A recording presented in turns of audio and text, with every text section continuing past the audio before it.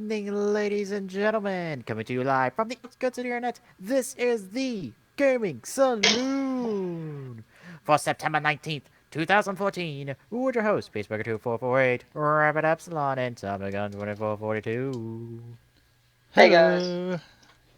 I'm back on a Friday show. Yes, after he missed Rampant Gaming last week. And I missed the mother of all, weeks in terms of news, apparently. Because I was looking through, because I was looking through stuff. I only hit, like most of the Twitter accounts that we pull our news from, but we got all that from 4. Huh. That wasn't even hitting the big guys. Jeez.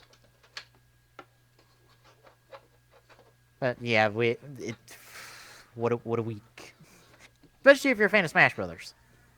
Which, by the way, I got to play the 3DS demo today. Oh, really? Yeah, so How was it? It was good.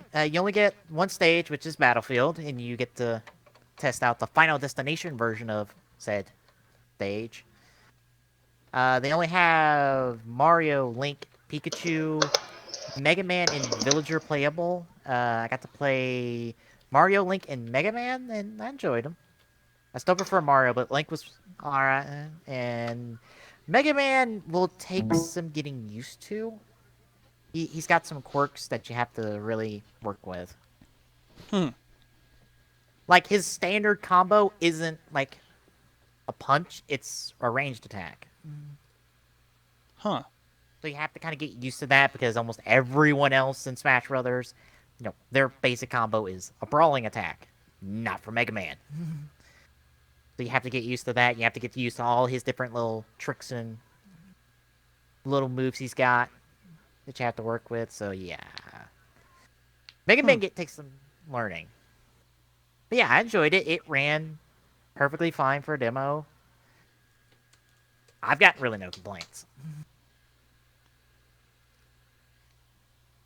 It just gets me excited for Smash Brothers. Granted, I'm not picking it up on 3DS. I'm picking it up on the Wii U because, well, I want to pick it up on the Wii U, damn it. You've got a Wii U, might as well use it. Yeah, the only game I have for it now is the one I got with the console for Christmas last year, and that was Super Mario Brothers. And it's not really gotten that much work since then, really. It's like, yeah, it's Mario Brothers, but there's so much better stuff on the Wii U.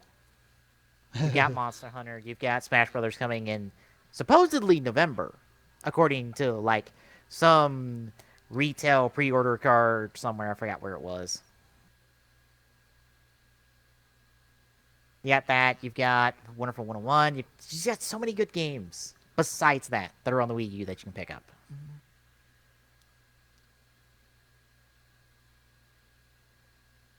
So yeah.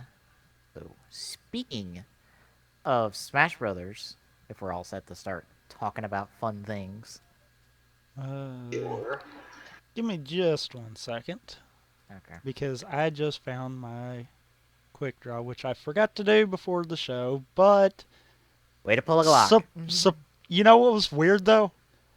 I didn't actually have to dig for anything. Well, that's good. Yes, I pulled a Glock, but actually, our first article is the reason why. There was something over in the related topics that piqued my attention, and we will get to that later. And I will add the title to it later in the forum post. I was going to try to guess. I was like, which one is it? I'm sure you probably could guess, but if it shows the exact same ones for you. No, because I don't think I saw that one in there. Let me check. Let me double check real quick. It's the second one in the list for me. Okay, yeah, it's there. All right. Okay. Which I just kind of gave it to everyone, so. Anyhow, Glock, you got it up? That way we can transition into it? Got what up? Oh, first. no. God bless it, Glock. We do this every other week, and you still forget the process. No, it's not. I need the link. Please. It's in the forums. We go through this every week. One of these days he will like go on the website as normal. He needs to go on the website as normal. He needs to be posting in the blogs. Yeah. Hell, I double posted this week.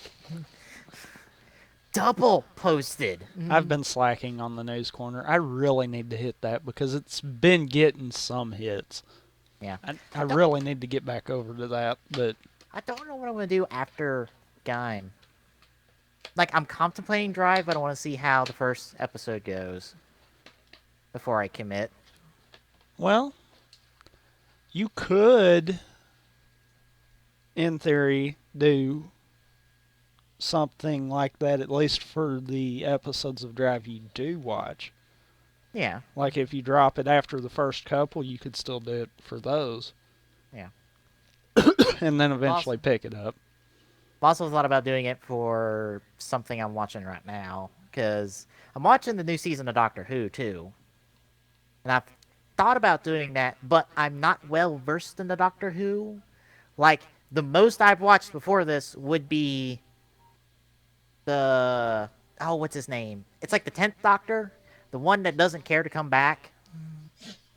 His run, that was only like a season long. I watched him. I watched a little bit of... Or not 10th. 9th Doctor. And I watched a little bit of 10th. Hmm. But I haven't really gone farther than that. And I've thought about doing some for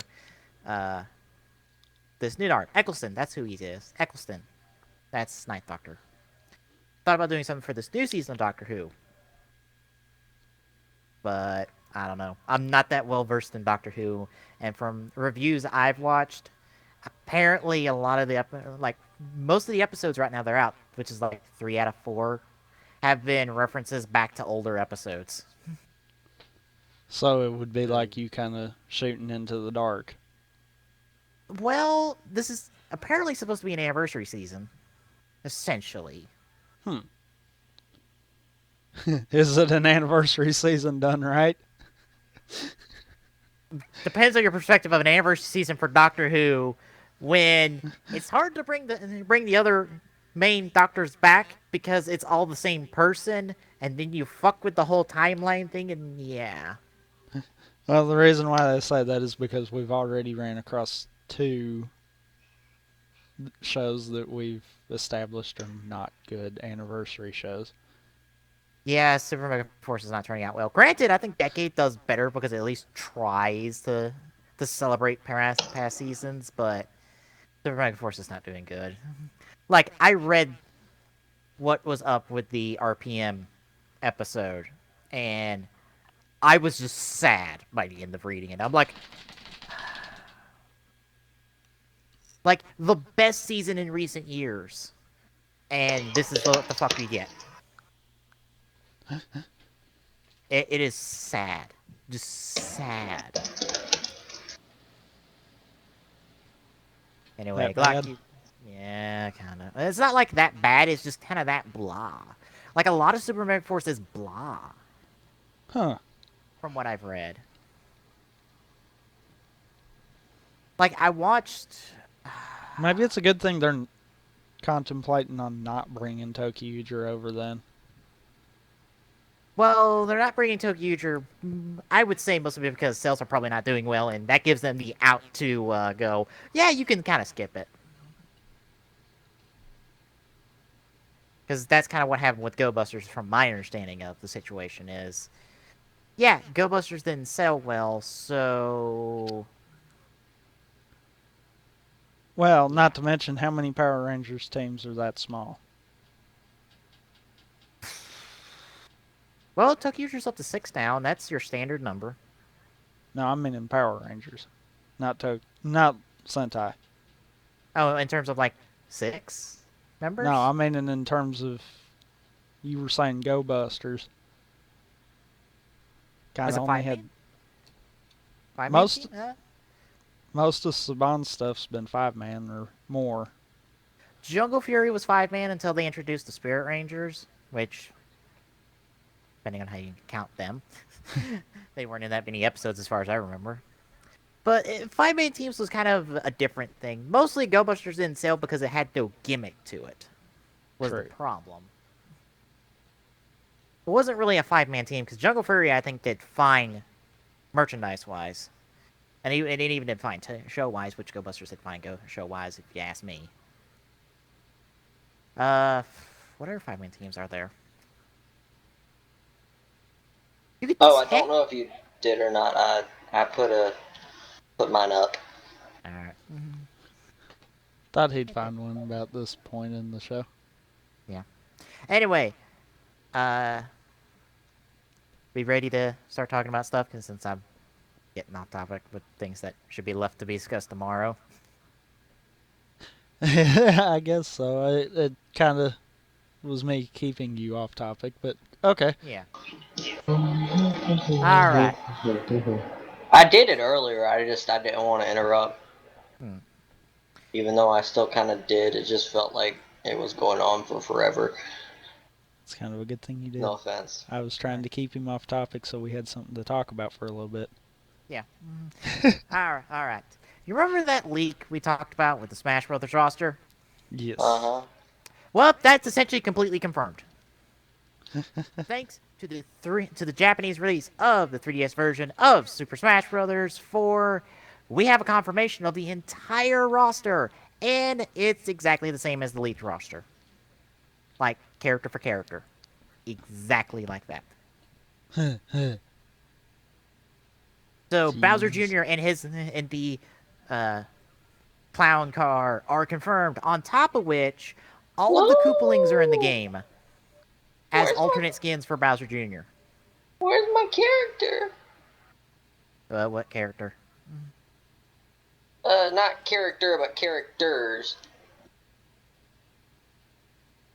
If you're gonna say Ice Climbers, I got some bad news for you. No, don't say that. No. I got some bad news for you. And that'll be coming next. Uh-huh. No, don't. No, why? I want to read the article now. But anyway, so these are the characters. Yes, this is the full confirmed roster for the new Super Smash Bros. The full confirmed roster, thanks to the Japanese 3DS release. And people are even streaming the Japanese version. Jwitz on YouTube is doing a lot of streaming of it recently. I got a question. What? Where the heck did Dr. Mario come from? Melee? He was in Melee.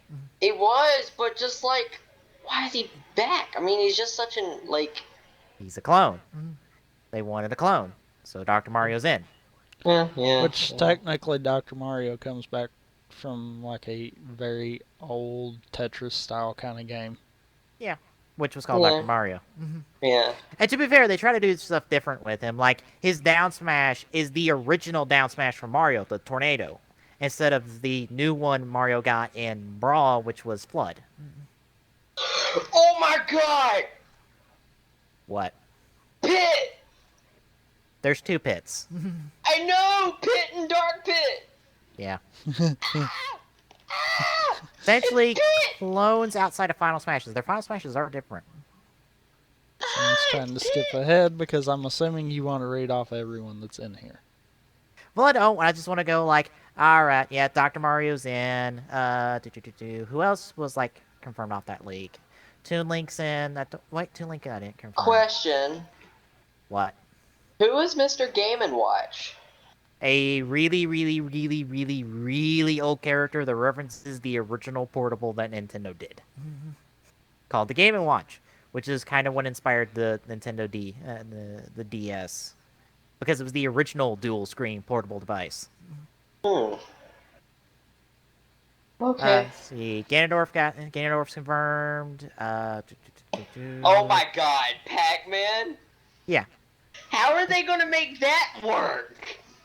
Okay, have you not seen have you not seen the new Pac-Man TV series that Disney XD has? True, yeah. They have the creativeness to be able to do stuff like that. Yeah. Plus, he goes back and forth between, like, original style Pac-Man and, like, the new walk-around adventure Pac-Man. Depends on his attacks. Plus, he pulls in a lot of old Namco characters with one of his moves. Does he pull out the ghosts? Yes, they're like his down smash, I believe. It's like he pops the ghost out on both sides of him. Sweet. Final Smash, I believe, involves the power pellet, and it's just him going around the screen like old school Pac-Man. And if you get hit by him, you go flying. But yes, Jigglypuff is confirmed. Back again. So all the original characters are back because Ness is confirmed as well. I don't see where he's at. Below Captain Jigglypuff. Falcon, All who is the also Jigglypuff. one of the original. Yeah. All original Falcon Smash Bros. Characters are burned. Punch. Yeah. Mhm. It's... da. Me fighters. Yeah. Oh god. Yeah, the maze. Oh god. What? They put Rob in there twice. Just gonna point that one out. They did? Yep. They Okay, put that's Little Mac in. Yeah, he was one of the original announcements. Oh my god. Have you not been paying attention to the Smash Brothers announcements? Apparently No, I not. haven't been paying attention to the announcements. Anyway, Dark Pit is in. Alf from Pikmin is a costume swap for Olimar, and he even gets announced as Alf, along with the Koopalings. They're all announced as the Koopalings. Well, as Please. said Koopaling. Please tell me Duck Hunt Dog is one of the weakest characters in the game. Not really. He's kind of good. He's But super he's projectile the game. character, But he's the character we all want to kill, and we'd be okay killing. That's exactly why he has to be powerful. Yeah. That way you can get pissed off at the dog again. Yeah. Plus, have you not seen the comic about how the Duck Hunt dog and one of the ducks became partners? No. It's a glorious comic. I God. forgot who put it up, but essentially, like in the story of the game, the Duck Hunt dog helps kill a couple ducks, but he finds a little duckling alone crying. And he's like, "No!" And he like convinces his master to adopt the duckling. So the two kind of grew up together as friends and buddies, and they eventually get invited to Smash. Oh god. It's fantastic. Oh God. But anyway, Ness is back. Rob's back. The Duck Hunt dog is confirmed, along with Mr. Game & Watch. So yeah, I want to see what Mr. Game and Watch looks like. What he looks He's like. in Brawl. Yeah. He's in Melee. Well, yeah, he started in Melee, and Yeah. Rob was his counterpart in Brawl, essentially. Mr. Game and Watch. And Duck Hunt Dog's kind of the third of this weird trilogy of super old school, kind of obscure characters. Oh, he's that guy. Yeah. The silhouette. Yeah. You could have said it was the silhouette. Didn't really think that was needed, but No. Yeah, I know who that is. And Is just... that a bell that he holds? Yes, that's one of his attacks. Okay.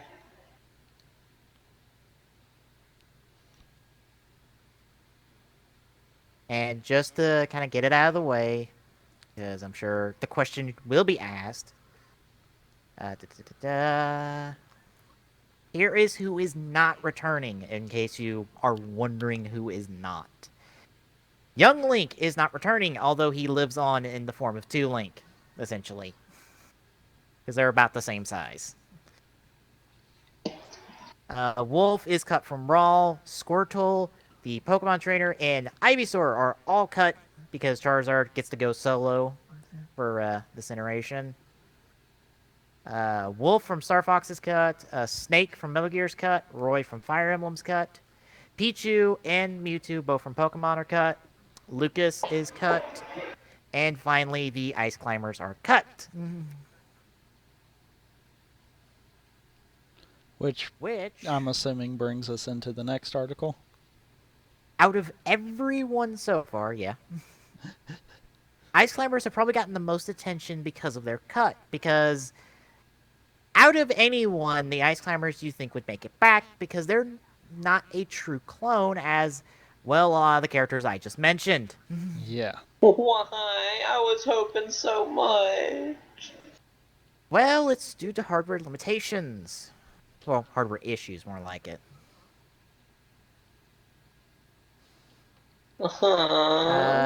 This article says it differently, but in another article I read, essentially the Ice Climbers were working completely fine on the Wii U version of Smash Brothers, but when you came to the 3DS version, things weren't working correctly. And if they had both games at the same release date, we would not see the game until 2015.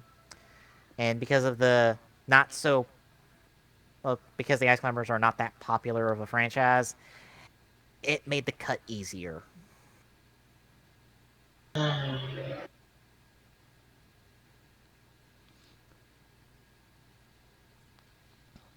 But yeah, Ice Climbers are cut due to hardware limitations, which, well, hardware limitations on the one of the systems Smash Bros. Is coming on, which sucks. Yeah. But it kind of stands to reason that they were working fine on the Wii U. Mm-hmm. Simply because you look, they've worked fine on all the consoles so far. Yeah. This is the first time they're deciding to bring handheld into the mix. And everyone knows you can't have the same tech in handheld stuff as you can in a console. So it does kind of stand to reason why that one happened. It's actually Yeah. surprising that more didn't happen. And just to kind of point out, who was a clone. Young Link was a clone of Link. Wolf was a clone of both Fox and Falco. Snake was not a true clone, but he's excluded out probably for different reasons because they couldn't get the rights to pull him in. Probably because True. Kojima wants to focus on, well, Big Boss recently. Since Phantom Pain comes out next year, I want to say was their confirmation that it's coming out 2015. I And don't remember.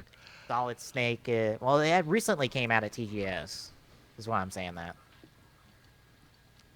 And, regular old Solid Snake hasn't really seen action since Metal Gear Solid 5, or not Metal Gear Solid 5, Metal Gear Solid 4, really. Roy was a clone, Pichu was a clone. Mewtwo technically wasn't the clone at the time, but has since been replaced by Lucario, since they do share similar movesets. So even if they brought Mewtwo back, you could probably count him as a clone now. Or count Lucario as a clone, depending on how you look at it. Lucas was a clone as well. Ice Climbers are the only true, non-clone characters that got cut. But yeah, that sucks. That Ice Climbers got cut, but maybe they'll make it as DLC someday. At least for the Wii U version. I would think they would be able to work out the hardware problems on 3DS eventually. I don't know. If it's hardware, not software, then they probably won't. If it's some kind of software or something that screwed it up, then yeah, they could fix it. But if it's a hardware something, no, that ain't gonna happen. And they probably want to keep the two kind of versions almost identical, outside of the portable having Smash Run, and I assume the console version will have some exclusive game mode all to its own. I would assume, although they haven't said anything as far as I'm aware of. Have they? I don't think. But of course, they're not gonna give out all their secrets. No, especially with, like I said, the Wii U Smash Bros. Coming end of November-ish. I think the 28th was their date, I remember. Off the pre-order card I from know it said a somewhere. late November release. Yeah. Which might make me buy it early and not wait till Christmas to try to get it. Yeah, because I kind of don't want to wait that entire month to be like, I want Wii U Smash Brothers. Yeah. But what do you think of that now that this leak roster is fully confirmed? Dang. That is one huge roster. Mm-hmm. Yeah. Essentially, this all got like one guy streamed like the 3DS version on Twitch for like hours on end on trying to unlock all the characters. So that's how we got it confirmed. First off, which when I was watching Jaywitch stream it, there was still like ambiguity on how the fuck to unlock some of these characters. Like definitively versus they knew how many matches he had to play. For any other unlock method, because more often because normal for Smash Brothers, there's multiple unlock methods for each character. It was like, I don't know. Like I believe if you beat Classic with Bowser, you get Bowser Jr. Is like the only one I know definitively. Everyone else I'm unsure on. Like I want to say like who was considered unlockable. Is Jigglypuff still a easy unlock? She is well, she, however you want to call it. I believe is like last in terms of versus matches you'll do at like 180, I think. 180 Really? or 300. Yeah. Wow. But I don't know any other way to unlock her offhand.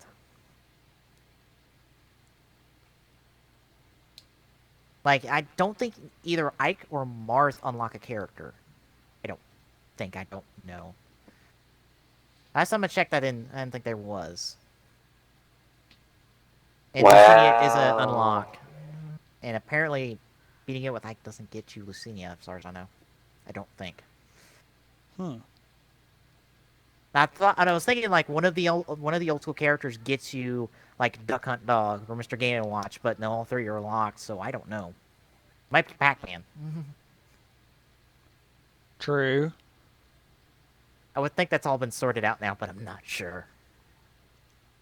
I'm sure someone has it listed somewhere by now. Yeah. Well, it's probably for playing all Japanese 3DS, Japanese versions. And for all we know, they could change up the unlock system on the Wii U version just to fuck with people. True. So true. Alright. Any other thoughts on the brand new roster besides, Ice Climbers are gone? I don't have any. Like, you got any? No. Alright, next up, a little follow-up to something we talked about, like, way back. Yeah, like a few months back. Yep. The ET Atari cartridges will be going to a museum and will be going up for auction.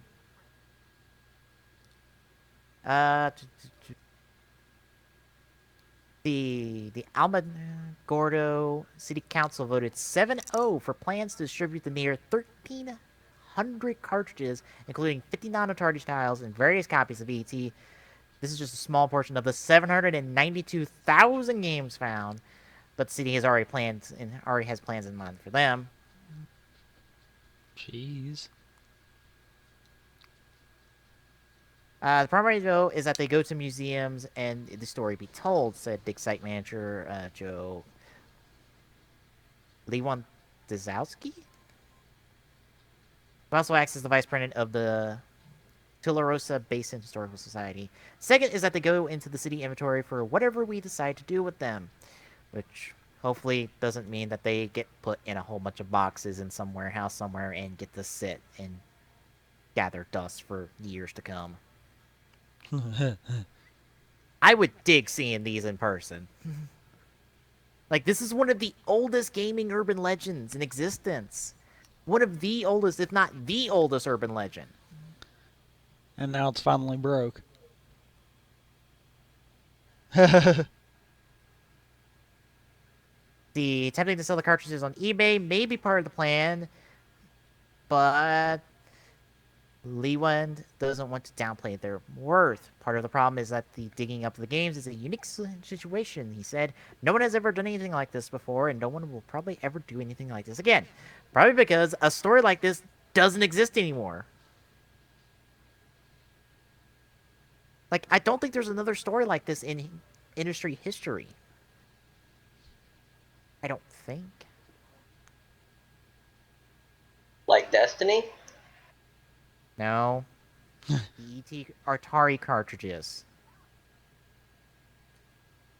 Sorry, I'm on like a completely different one and I'm reading interesting He's comments. like jumped way God. ahead of us again. No, I'm not actually reading stuff off of the forum. God damn it, Glock.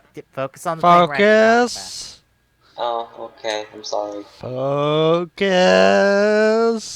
Okay, I'm sorry. But yeah, I don't think there is. Like, there's like probably legends tied around like various vaporware titles, and that copies of them may exist somewhere on some person's computer. But nothing like this. Nothing that's so connected to the history of the industry, so old, and so infamous. Seriously.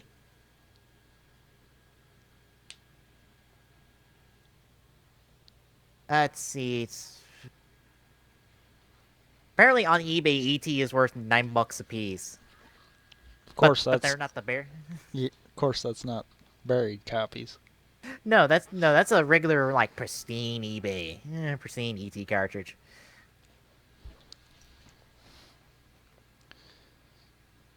There was a limited number of those. We thought we were going to get 30,000 or 40,000 games. There's 792,000 down there, but we got 1,300 and 100 of them went to the film company, so that's increased their value.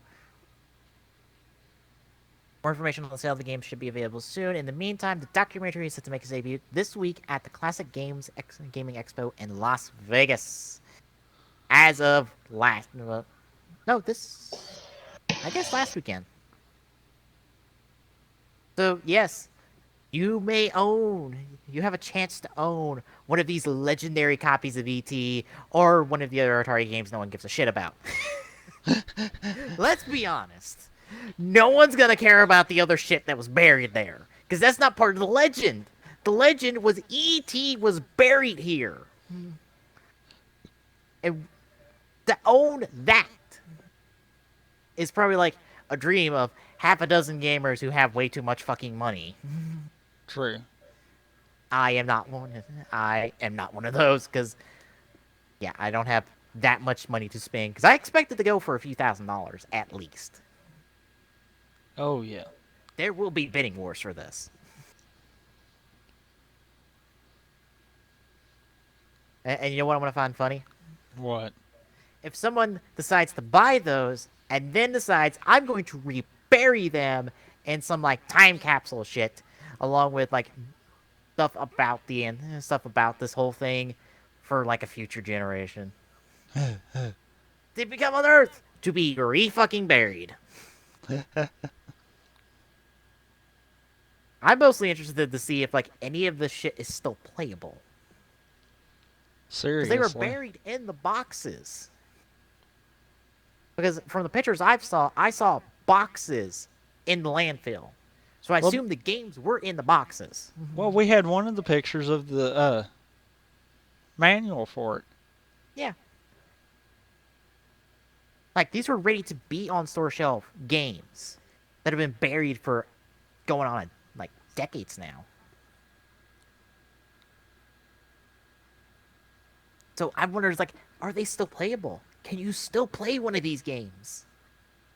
To me, that makes it all that more worthwhile to pick one up, because it's like, not only can you look at a piece of history, you can play the piece of history. The piece of shit too, but you can play it. That's like unearthing like a copy of some legendarily unknown movie and finding out, not only do I have this copy, I can also watch the copy. Like, adds this like whole new level of worth, if you ask me. True. So what do you guys think? Would you pick up an ET cartridge? I don't know. I'm kind of with you. It would be awesome to have a piece of that history, but in the same sense, there's a reason it was buried. Yeah. It's not like it's cursed or anything. It's just with terrible games. It was a horrible, horrible game. But to be fair, the reason it's bad is because it's just like there's nothing explained about it. So you just are left wondering about. If you actually know what the fuck you're doing, it's not as bad. True. I don't know. I really don't. It's a piece of industry history. Granted, it's part of the gaming crash, which nearly took out the industry, but it's history nonetheless. It's something. True.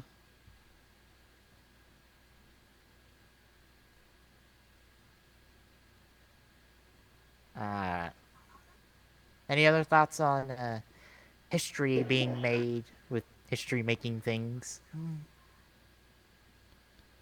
Yeah, I'm ready to move on. Alright, then. I guess this is what Glock was reading earlier. Probably. No, it wasn't that. Oh, I read horrid news about Destiny. What? Oh, God, people are hating it. Well, I got one thing to blame for that. Apparently, after you hit level 20, it's nothing but grinding, and everyone hates it. Apparently, the story is crap. I wouldn't say the story's crap, it's just not really there to begin with. I mean, let's be honest, Bungie aren't the best storytellers in the world. Destiny is a different game after 20 hours, Bungie says. Then a guy says, agreed, it gets a whole lot grindier and extremely repetitive if you want to progress to higher levels.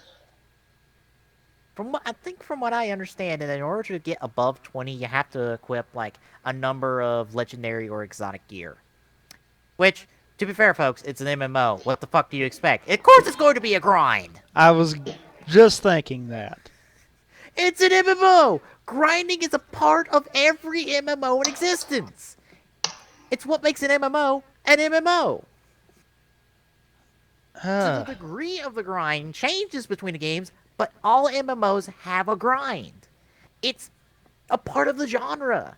The fuck was anyone expecting? Seriously, I mean, what do you think actually happens with those quests that you're having to do in various games that have absolutely no freaking meaning to the game?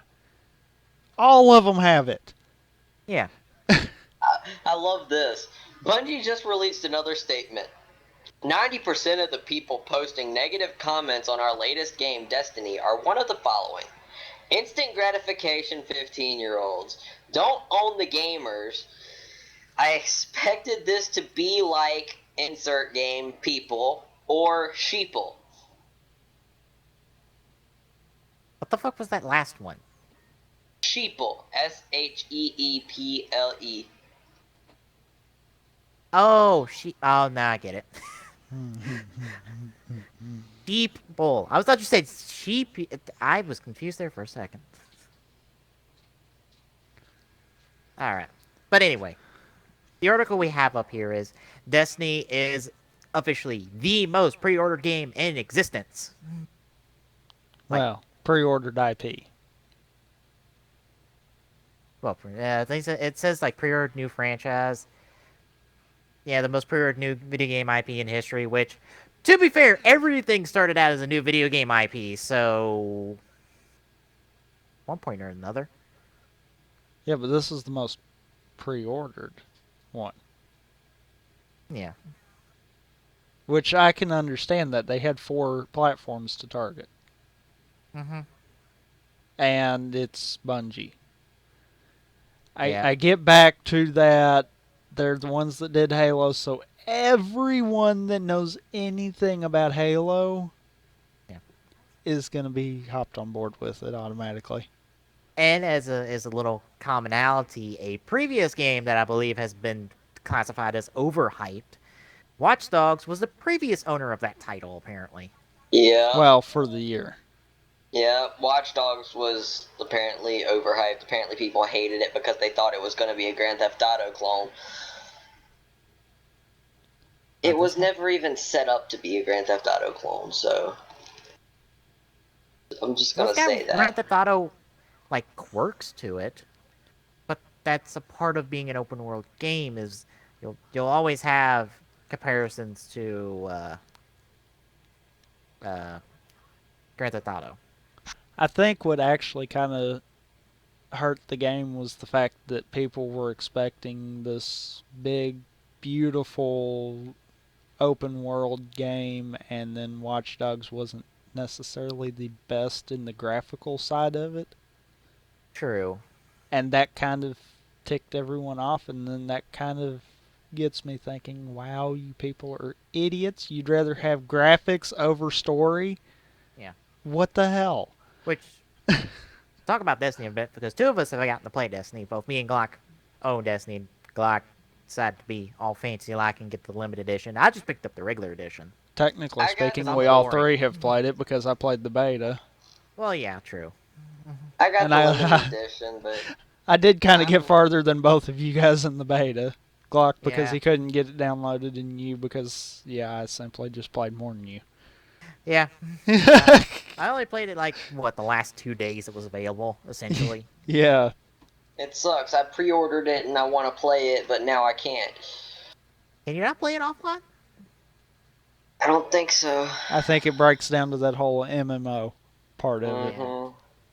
Well, you can do a lot of the content solo. That's why. That's what got me curious. Of like, can you do it solo? Because there's a Yeah. lot of the content in the game you can do solo. Like You can do probably could everything- grind at the least, Glock. I never actually thought about that. If I just grind and just go, just all out, by the time I get back on gold, I'll be so freaking high leveled. Because now that I'm thinking about it, I know there's some early missions that you could just sit there and grind on. Mm-hmm. Now, like I said, Destiny apparently is this overhyped piece of shit, according to people. Well, some people. A lot of people, apparently, according to. Apparently, but if it's up level 20, I'm sorry, I'm going to at least get the fun I want out of it by then. Yeah. I'll be honest. I've played it. I've listened to ElderGeek.com's review of it, which I really respect ElderGeek, like anyone from ElderGeek's opinion, because they have really good reviews on it. They give a lot of games fair shake. Hell, they gave Sim 4s a really good fair shake, considering all the shit around that. Like, you could rant and rave and, like, tear Sims 4 apart for what it did. But ElderGeek, they gave it a fair shake. They praised it where it needed it. They slapped it down when it needed it. But at the end of the day, they were fair. And they were fair with Destiny. And a couple of the complaints they have, I agree with. What was their thing? First and foremost, the story isn't, like, really there, and I kind of feel that, too. It felt Even like in the story, beta. like even when it started out, the story just felt vague. It was like there was reminiscence of a story, but it was just so vague that you couldn't really get pulled into it. Yeah. That's It's kind of like- what I was grasping even out of the beta, because, I mean, I went all the way to the level 5 mission. The servers kept derping out, so I kind of quit when I got to that point. Yeah. But at that point, I felt like there was more that they probably should have been trying to set up. It was more, okay, here's the facts. It wasn't any kind of a mystery or anything that could build into a story. And I was noticing that, which I doubt they changed from the beta to the real game, because that beta felt far too flawless. Yeah. Except for But the bugs. I really didn't run into any. I mean, not like the bugs, but like the server crash. The server crashes. Okay, That's still there for Destiny. Just saying. Yeah. It is. That's There are still kind of server issues with Destiny. underestimation of how many people would be playing it. No, I've had server problems when I've played it, and I'm playing it like a week, like almost 2 weeks Clock after launch. loud. I'm turning it down. Hold on. I just want to see if it'll actually work like offline. Like I'm playing it nearly 2 weeks after launch, and they're still having little server issues here and there occasionally. They're going to though. Like I just want to experiment and see if it'll actually work offline since it's an MMO. But for those wondering what the hell the story of Destiny is to begin with, well, this ghost, which apparently is like one of dozens, if not thousands, If not hundreds of thousands. finds your dead body somewhere in Russia. And since you were like born in light, quote unquote, light is used like some type of term, like some type of noun that's supposed to mean something, but Never really get explanation as to what. not really. You are revived, and then you become a guardian. And the ghost is now following you. No, the ghost is your partner now, Or essentially. partner, yeah. Yes. And now you go around trying to fight back the darkness. Again, that's another little, like, proper noun that's supposed to mean something, but as far as I know, and I'm up in the level 12s, I've got access to Venus right now. Hell, I did a mission out in, like, the outskirts of the light, quote unquote, and, like, the asteroid belt, to find out about this black garden, to destroy it, to help get the traveler back to being healed. A lot of terms are thrown out, and not a whole lot is really kind of sat down and explained. I kind of feel like the Grimorum is supposed to be your, like, little, here's all the explanation you could ever need, and I'm like, that is so Final Fantasy 13, it's not even funny. Yeah. And I'm not saying that because we might be talking about that game later.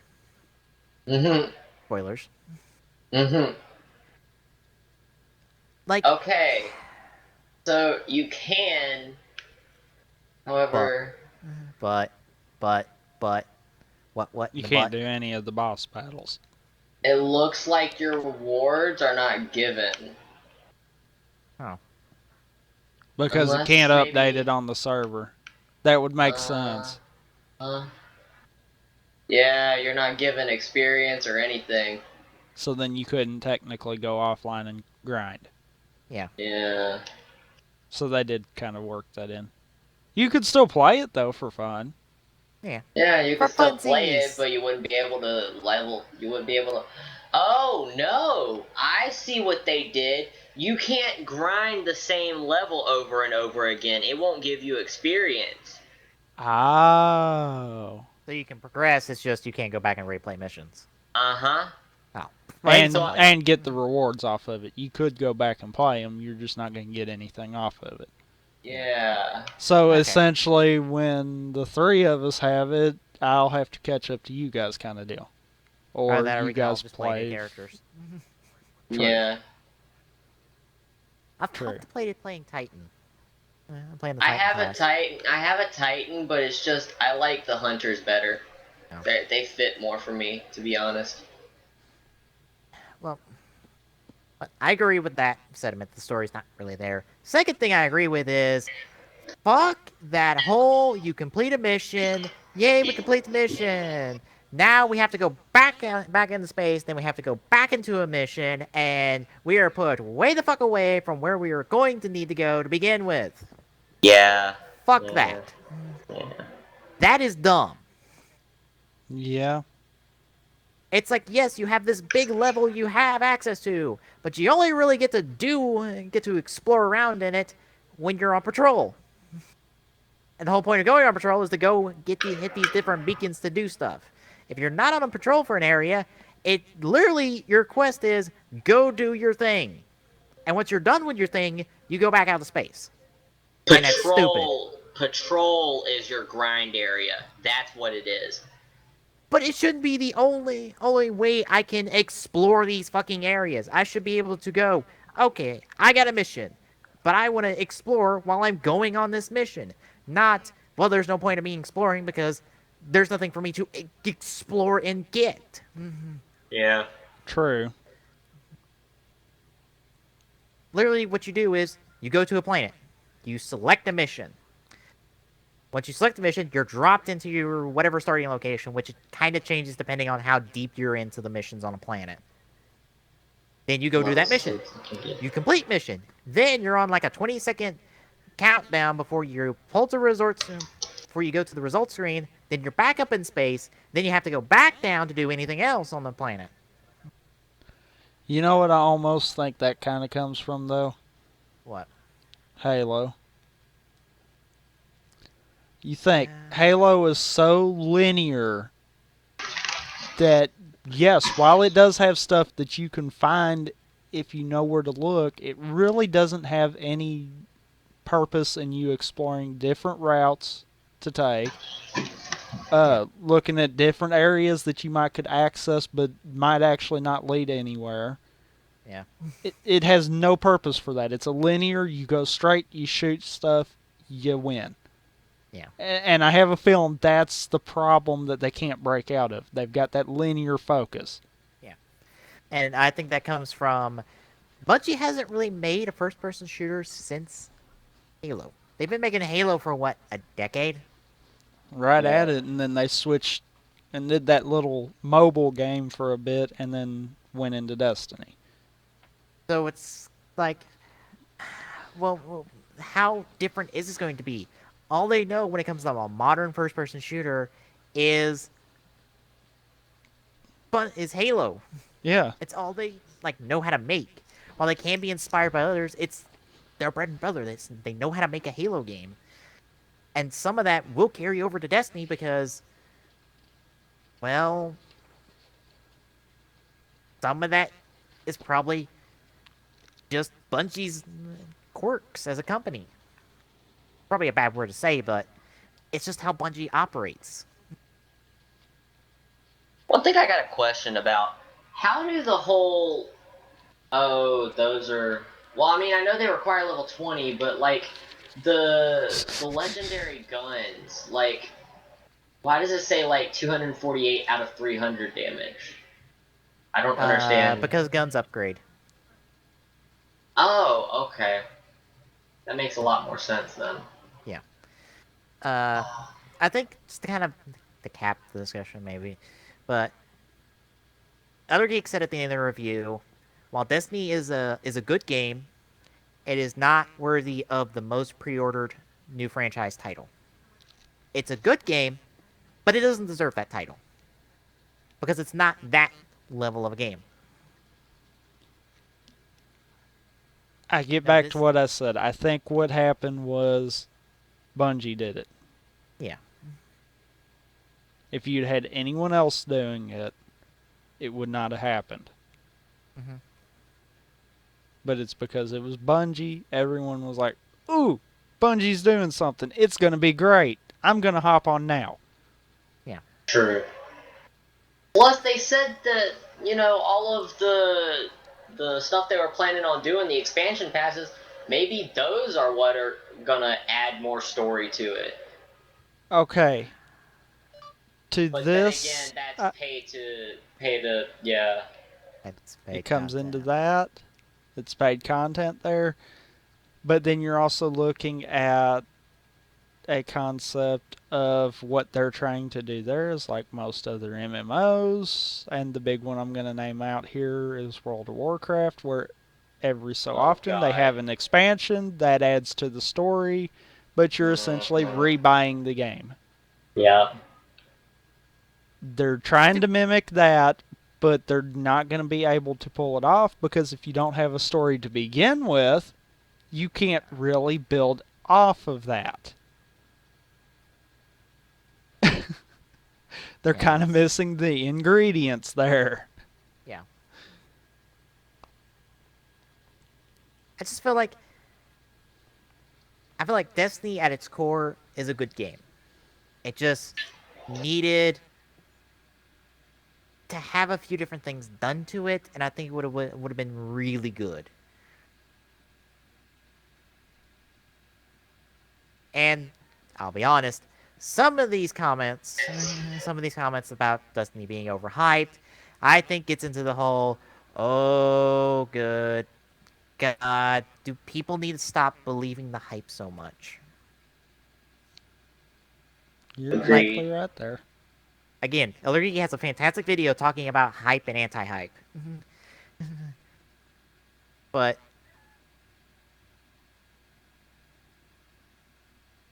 simply put, folks, here's a lesson that we all need to learn. Don't make the hype everything. Don't make the hype everything you expect out of a game. Because if you do, you will find nothing but disappointment. Nothing but disappointment. Because for a game like Destiny, the hype got so huge, so large. There's no way the game could satisfy that.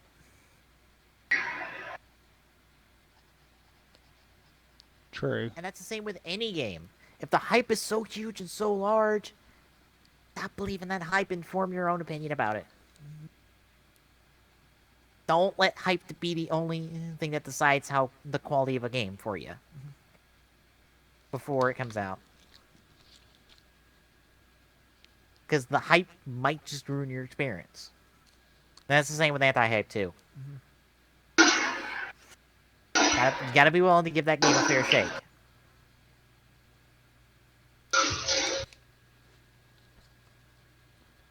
Alright. Any other thoughts on Destiny altogether? Yeah. Nope. Alright then, next up, something I'm sure got a lot of people all fired up. Yeah. Microsoft. This stupid fucking thing. What, the article or the computer? The article. Oh, yeah. I have no faith in Microsoft. I'm just putting that one out there. Microsoft has bought Mojang. Now, as a quick note, Notch has left Mojang after the buy because he wants to work on other things, and he wants to work on things that are going to be small. He doesn't want something really big because he's kind of tired of all the attention. Well, it's his own fault for making the world's largest sandbox. That was kind of his fault there to begin with. True, he's not only made the world's largest sandbox, but the world's most versatile sandbox. Yeah, because you Somebody- can literally do anything with it. Somebody has already recreated the tower from Destiny in Minecraft. Really? Yes, I saw that when I was looking through articles. Somebody's already done that. Is it down to the T? I don't know. I did not watch. I'm gonna assume yes. Oh, God. That is funny. Yes. But they bought it to tune of $2.5 billion.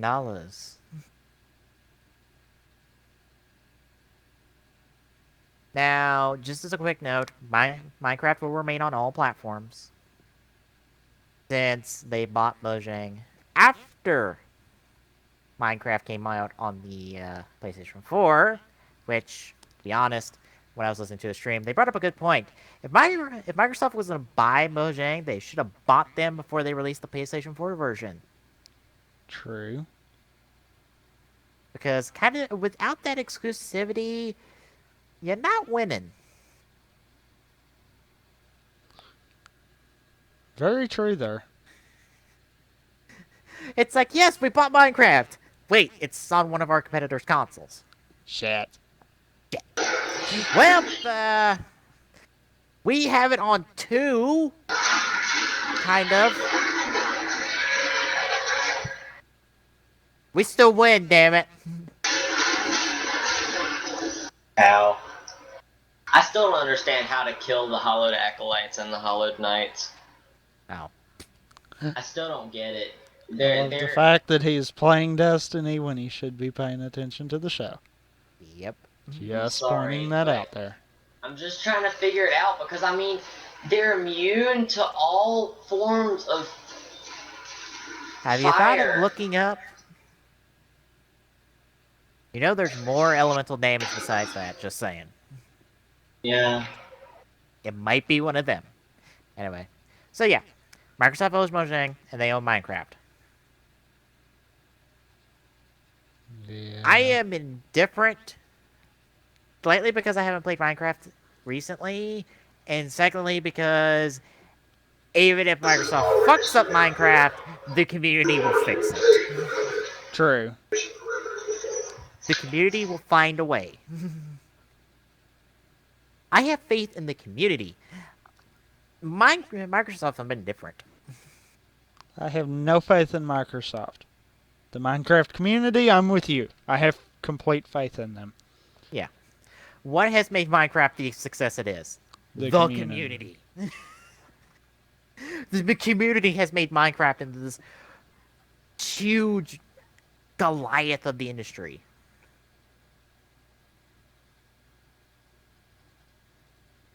It's kind of became the thing that if your game gets immortalized in it, yeah, you did a good thing. Mm-hmm. So that tells me that someone apparently likes Destiny. Yeah. I'll be honest. I don't know what Microsoft could do to fuck up Minecraft. Oh, there's a lot they could do. I mean, the worst they could do is be like, you can no longer mine Minecraft. And then the entire community is going to say, fuck you, we're gone. Or, fuck you, we're going to subvert that. Whoa. Oh. I think the worst thing they could do would be to try to figure a way to monetize the plugins. Yeah. Because that could piss off everyone globally at once. Yeah, I believe that's another one of if that happens, the community's gonna say, "Fuck you, Microsoft. We're out. We're done developing stuff." Or "Fuck you, we're gonna subvert this." If I that would say- happened, I could guarantee someone would have a source of a Minecraft clone. Yeah. That like or within a day. you know what's gonna happen? What? Minecraft 2. How can you get a 2 of a sandbox? New Ask features. Microsoft, they might do it. New features, new title. Even though the new features are stuff that everyone in the modding community's done before, and put a $60 price tag on it. Bada bing, Yeah, bada boom. There you go. Yeah, that's what they're gonna do. Is essentially go, here's what a whole bunch of the community people are doing. We're gonna put that in the official game and make it all official, like, so you don't have to mod the game. And we can bring that to consoles because you can't mod it on the console.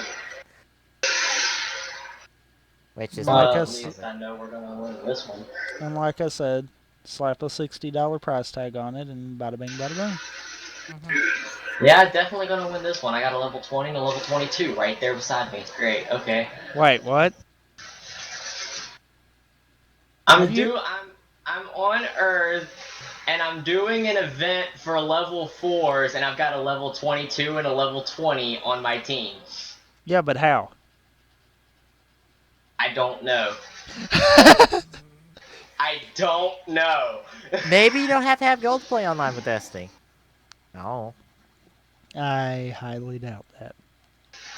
What? It's possible. Do you Apparently seriously you don't think have to have Microsoft gold. would allow that? Apparently they did, because I don't have gold, and I'm playing with 2 other people. And they're real people. That's for sure. They're real people. Hmm. Alright. Any other thoughts on Microsoft potentially fucking up another company and a franchise on top of that? Mm, I say I that can't because think of any. yeah, I say that because look what happened to Rare.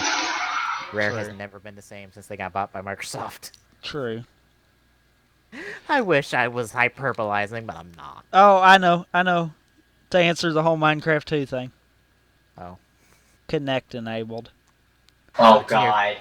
Oh, Christ! God. No! Oh, God. Oh, God. You keep that piece of shit webcam away from Minecraft. Please. You Does you no one had want to that? say about Rare. I would not have said that if you hadn't said Good that. God. No. What they're gonna do is have Mojang be another company that all they fucking do is make Connect games. That's what the fuck Rare's been regulated to. They can't make anything unless it has like a Connect attached to it. Which sucks. Shit, they could do so much better. Alright, I guess we can move on from there. Next up, we're gonna talk a quick little bit about the brand new Ace Attorney game that's in development, The Great Ace Attorney. Featuring Sherlock Holmes. Hmm. Wait, what? Featuring Sherlock Holmes. Yes. Oh. If you would read articles, you'd be finding out about this right now. I know. I'm sorry. Yeah. No, you're you know. not, because you keep saying that and then you still don't hop on. Mm-hmm. Anyway, The Greatest Attorney. For those wondering, this is, I wouldn't say a prequel, but it's one of those, we're going way back in time and looking at like the great granddad of Phoenix Wright. Huh. Don't remember the time period, but it's like old. If you know when Sherlock Holmes is situated, then you know the time period. I can't think of the time period offhand. I want to say like late 1800s, early 1900s. I Wait, think no. you're right on that. Yeah.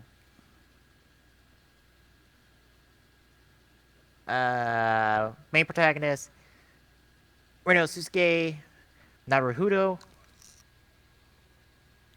which you'll probably be something right in the English side. There's no English release date for this just yet. He's a student at the Imperial Capital University during the era of the Empire of Japan. After the occurrence of a certain case, he decides to become an attorney and to learn more of the latest judicial system. He goes to study abroad in England, filled with a passion for justice. Sasato is his legal affairs assistant. Sherlock Holmes is, well, it's Sherlock Holmes. Standing bounty for tech parts from this area. Your monarchy is very curious to know what's out there. Although he sometimes is wrong, which is not Sherlock Holmes. Just saying. But he's not the main character, so he has to be wrong eventually. Yeah, but Sherlock Holmes has never been wrong. But what they essentially do is they get this dual deduction system up, where Sherlock Holmes makes a whole bunch of observations, and then Phoenix Wright's great-grandfather here has to correct him on a couple different things. Hmm.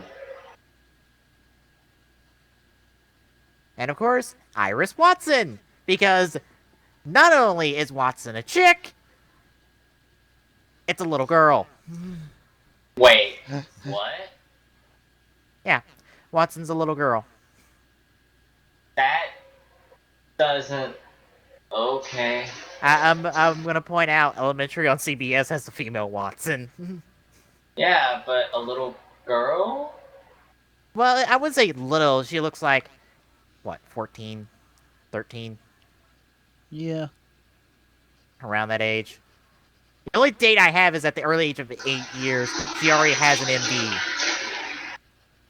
Which seems far smarter than original Watson, but alright. They do get the whole serialize the adventures of Sherlock Holmes thing, which is a really meta reference to make. I say that because all of the Sherlock Holmes stories are framed from the viewpoint of Watson, as him writing about his adventures, essentially, with Sherlock Holmes. So, all the books are technically written by Watson in, like, continuity. So, Watson being the writer of stories of Sherlock Holmes within the context of the story is a meta kind of reference that I think I'm okay with. I don't know. It's just odd. Any thoughts about the Great Ace Attorney? It's interesting. Sounds like it's going to be interesting.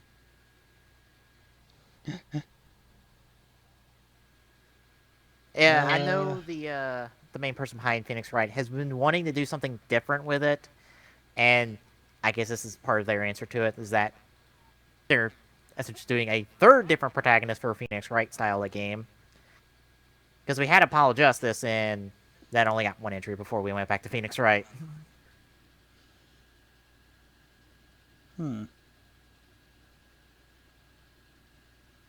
It definitely would be a unique take on it. Yeah. Especially since the current Phoenix Wright games are based around, modern judicial systems with modern technology, and we're going back in time before anyone even thought about fucking fingerprints. Like, this is, before fingerprints. This is, on the onset of any type of criminal technology, or criminal justice technology existed. Like, DNA? What's DNA? How do we use DNA to convict somebody? Granted, that barely comes up in any fucking case because you're kind of just making shit up as you go throughout a trial. Wow. It's so ridiculous. They crack jokes about it every chance they get. That the Phoenix Wright style of defense, being a defense attorney, is barely fucking getting the case, barely winning the fucking case. Just through sheer luck. A little less luck, a whole lot of determination, and a whole lot of pulling shit out of your ass. To explain something that somehow makes sense logically.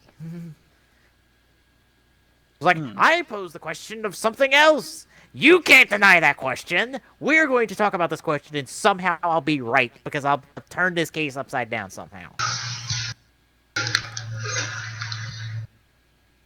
Alright. We shall move on to something that could be worthwhile for any of our listeners out there who are looking to go to a college or university. 390 U.S. colleges and universities offer video game degrees. That's a nice statistic to have. Oh, yeah. ESA this week, around 390 academic institutions across the country are now offering video game-related certificates, undergraduate, and graduate degrees. It's a 50% increase over the 254 schools that offered video game-related education in 2009. While there are schools all over the country that are now offering these types of courses, California has the most with 73. No surprise. Aren't a whole bunch of your major studios based out in California? EA's out of California, Insomniac's out of California, Naughty Dog's probably out of California. And that's just off the top of my head. I think Ubisoft has a studio down there too. I'd say. New York with 26. I don't know anybody in New York. Or Illinois at 24.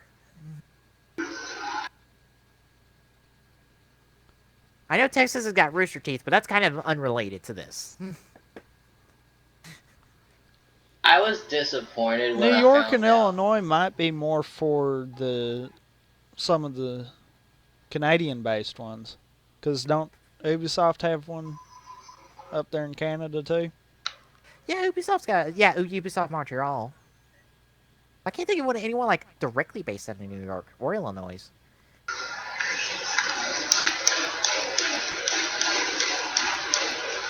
Asglock's trying to kill something. Yes. Again. Vandal and a captain. 2 vandals and a captain. 1 vandal and a captain. One person not paying attention to the show he's on. Yep. 1 vandal. Mm-hmm. And no vandals. Okay, that's what we were saying. And the SAA has an official website to list all this stuff. And couple of us that are in Tennessee. ETSU and South Adventist University have it. I don't know what that first one is. I kind of got excited because I saw ATSU and I mistook that as a MTSU, and I'm like, I'm not gonna go to the program, but I just would have, but I would have just dropped by. I wonder if they list. I would think they would list Arts Institute to Friday. Yep, Arts Institute in Atlanta. I was about to say Arts Institute Atlanta has a gaming program too. They got a programmer in a programming and a design program.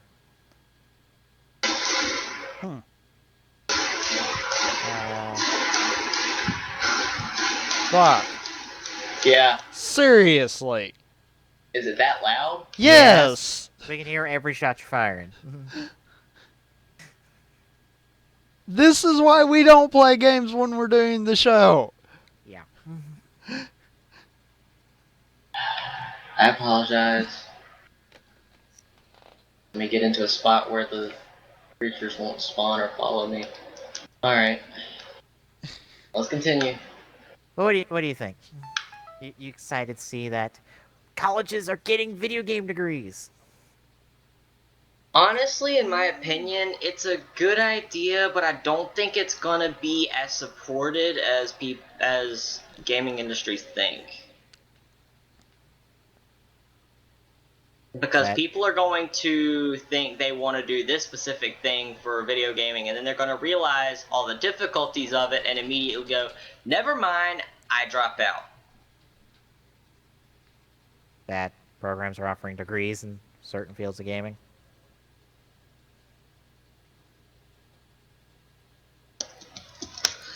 I don't know. It's difficult to approach because while it would be fun and cool to say that you worked on a popular video game, what are the chances that you're actually going to get into a big company that is going to work on a big video game and you can say that you were one of the people that were behind it? What are the real chances of that? As possible as getting a job at Google. If you have enough talent, those companies will hire you. True. It's not like the big companies we talk about on a bi-weekly basis are the only ones out there. There are mobile game developers. There are your smaller developers that only make stuff on like the arcade or on Steam. Like that No Man's Land game company. Exactly. It's not like you can't be hired. It's just, hey, I'm not gonna be hired by Bungie, but I might get there eventually if I work my way up. This is the last thing anyone wants to be a part of, is something that people are gonna hate for all eternity.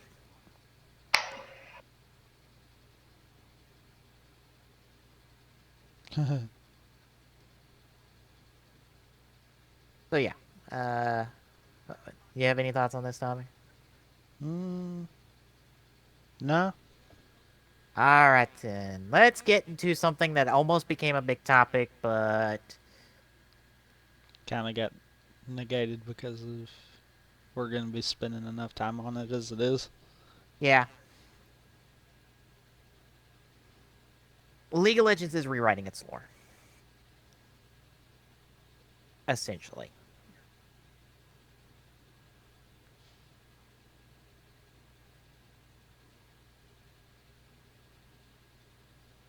Let's see.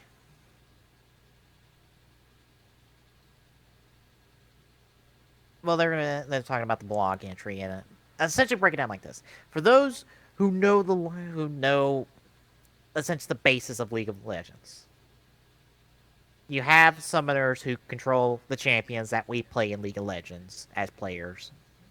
And they established the Institute of War, which established the League of Legends as a way to take care of any conflicts between nations or city-states, and kind of take care of these squabbles between nations, essentially. That's the basis of League of Legends. Take that basis, throw it out the window. And that is essentially what they're doing. At a bare bones minimum explanation, that's what they're doing. They're taking the whole concept of summoners, of the Fields of Justice, of League of Legends, as the institute that it is within the context of the game, and the Institute of War, they're throwing that out. They're writing that out of the story of League of Legends. What they're doing is just taking that out, leaving the rest alone, so they can actually tell more stories. And the blog goes into an absorbent amount of detail on why they did this. And it breaks down to we can't really tell good stories in this. Because if we try to start a conflict, well, the Institute of War would step in and take care of it in like 5 seconds. And that's not entertaining. So we can't create conflicts with what we have, and for every new champion, we have to have some explanation for why they're in the League of Legends, and after a while, you have like 12 people who are in the league for the same damn reason, and it kind of gets old after a while. Yeah. That's kind of a baseline, what they're doing. And I'll be honest, this is a bit scary from from someone who likes to read up on the lore of League of Legends, because I'm one of those people who do.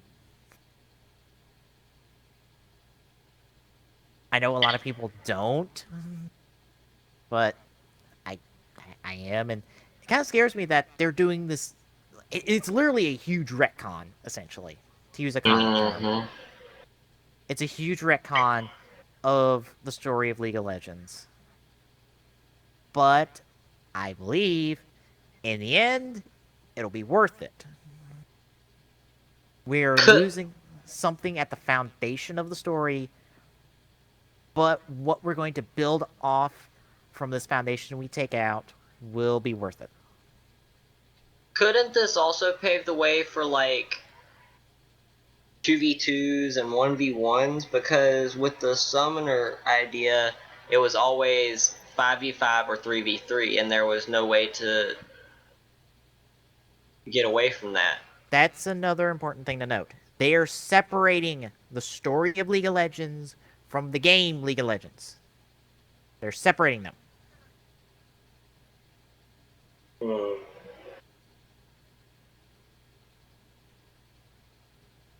And I know in the top of the article they said they're going to explore it in through various mediums, and I hope they make good choices. Like right now, the Ascension stuff, the story behind a lot of the Ascension stuff, is being told through the YouTube videos on Riot's YouTube page, and I hope they expand beyond that, because you can tell stories in other mediums. Like I said this before, but novels, guys, come on. Halo's got like a treasure trove of novels that are probably like hugely popular. I won't say they are hugely popular. But what do you guys think? It's kind of one of those double-edged swords. Because I see what you did there.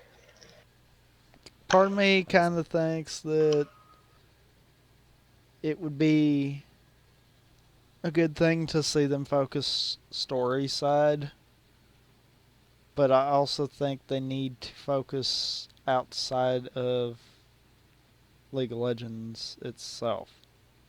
Which we kind of talked about this a little bit off stream yesterday, but honestly, I would love to see another media utilizing the characters and maybe putting an emphasis on their stories. Yeah, I believe he said that the story of League of Legends is overrated. What people remember are the characters, which is very true. People remember the characters and their relationships between them. They remember Caitlyn's a cop. Yeah. Technically, but She's the cop of Piltover.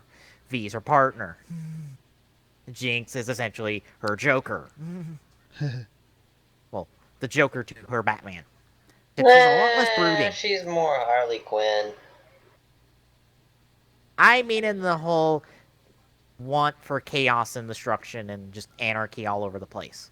Oh yeah, that's just Jinx. That she's awesome like that. But that's Joker as well. I'm evil. That's kind of Joker's thing as well. Although I can't choose Joker over Batman. As much as I love Joker, I want them to both be like. I want them to both be my favorites. There's a universe where there's a good guy Joker. Really? Yes. Hmm. He got killed, and what was it? I think it was Crisis on Infinite Earths. No, wait, no, was it Crisis on Infinite Earths? It was one of the crises. Crises that Joker got killed in that story, because if there's one thing I've learned watching Atop the Fourth Wall is that when it comes to bad crossovers, they pile on the body count for no good reason.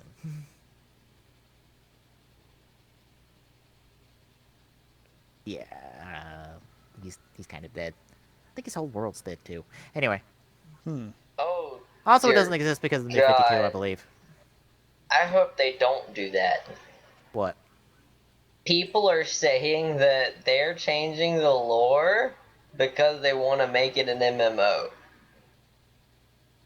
I would kind of be fine with that, actually. I don't know. Depending on where they go with it, I'd be okay with it. If they go in a terrible direction with it, then I won't be okay with it.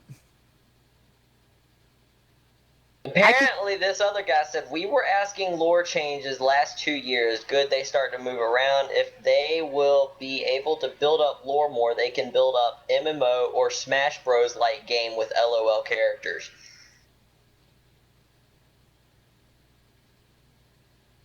Here's the thing. I wouldn't think that they're going to go that far that quickly. I don't think. No. Because I'll be honest. If Riot's going to do that, they have to hand it over to another developer. They have to trust another developer to do that, because they're not going to be able to pull it off. Yeah, what else has Riot done besides League? I think League is their only game. It would basically turn into a whole Bungie with Destiny thing, where it might be all right, but it's not what it really should have been. Yeah, League is their only game. We'll see. They have made no other games. League is all they know how to make. Yeah, League of Legends is their only official game. And I wouldn't mind Riot trying to branch out and explore other genres. For something like this, I would attempt to develop and trust another developer on this. Seriously. Unless you sink a lot of time in it, and let's be honest, a lot of their time is built around League of Legends, between making patch changes, between developing champions, developing all the different stuff they have to do for the game. They would have to have another studio within Riot to do this.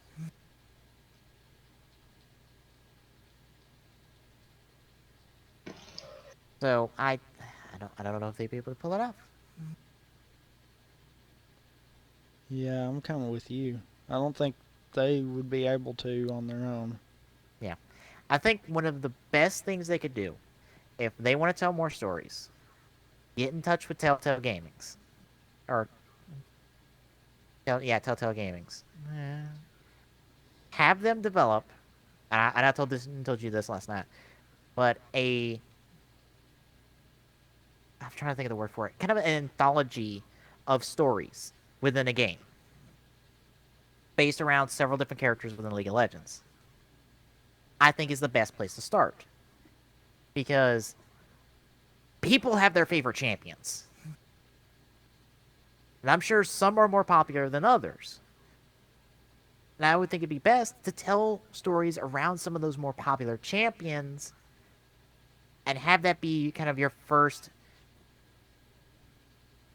exploration into another video game within League of Legends. Well, within the story of League of Legends. Yeah. And if we're going outside that, like I said, do a novel. Halo has so much success with their novels, I would think. League could probably make a few $1 million off novels alone. Easily. Yeah. Hell, I would kill for, like, a mystery novel where Caitlyn and V are going off solving a crime. I'd kill to have that. That just writes itself. Caitlyn and Seriously. V... The adventures of Caitlyn and V and Piltover as they solve crimes. That just writes itself.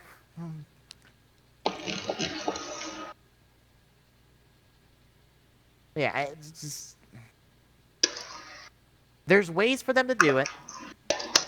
And I think Riot needs to make sure that they have everything set after this kind of whole reboot of the lore, because I'll be honest here.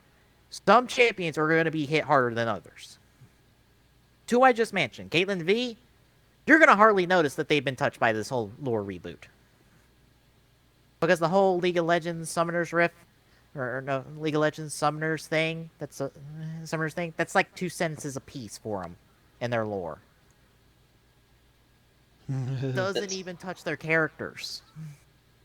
The two main people, the two biggest people, however, to be changed by it would be Renekton and Nasus. They're already taken care of. Oh, they are? Yeah. I wasn't sure if they'd already changed it or not. Essentially, they've been wrote off as ancient Shrimian Ascended. Oh yeah, you talked to us about that. Yeah, okay. Yeah, it's mentioned in part 1 of the Ascension videos. But no, actually, the number one person I think is going to be hit hardest by this is Lee Sin. Yeah, I didn't even think about him. His whole story revolves around summoners. You take out summoners, you have to rewrite his story. Yeah. Because his whole story was he wanted to become a summoner. Yeah. Yeah, I remember that. It's... Yeah. That's one of them, at least. I really can't think of someone else who would be hit as hard as Lee Sin.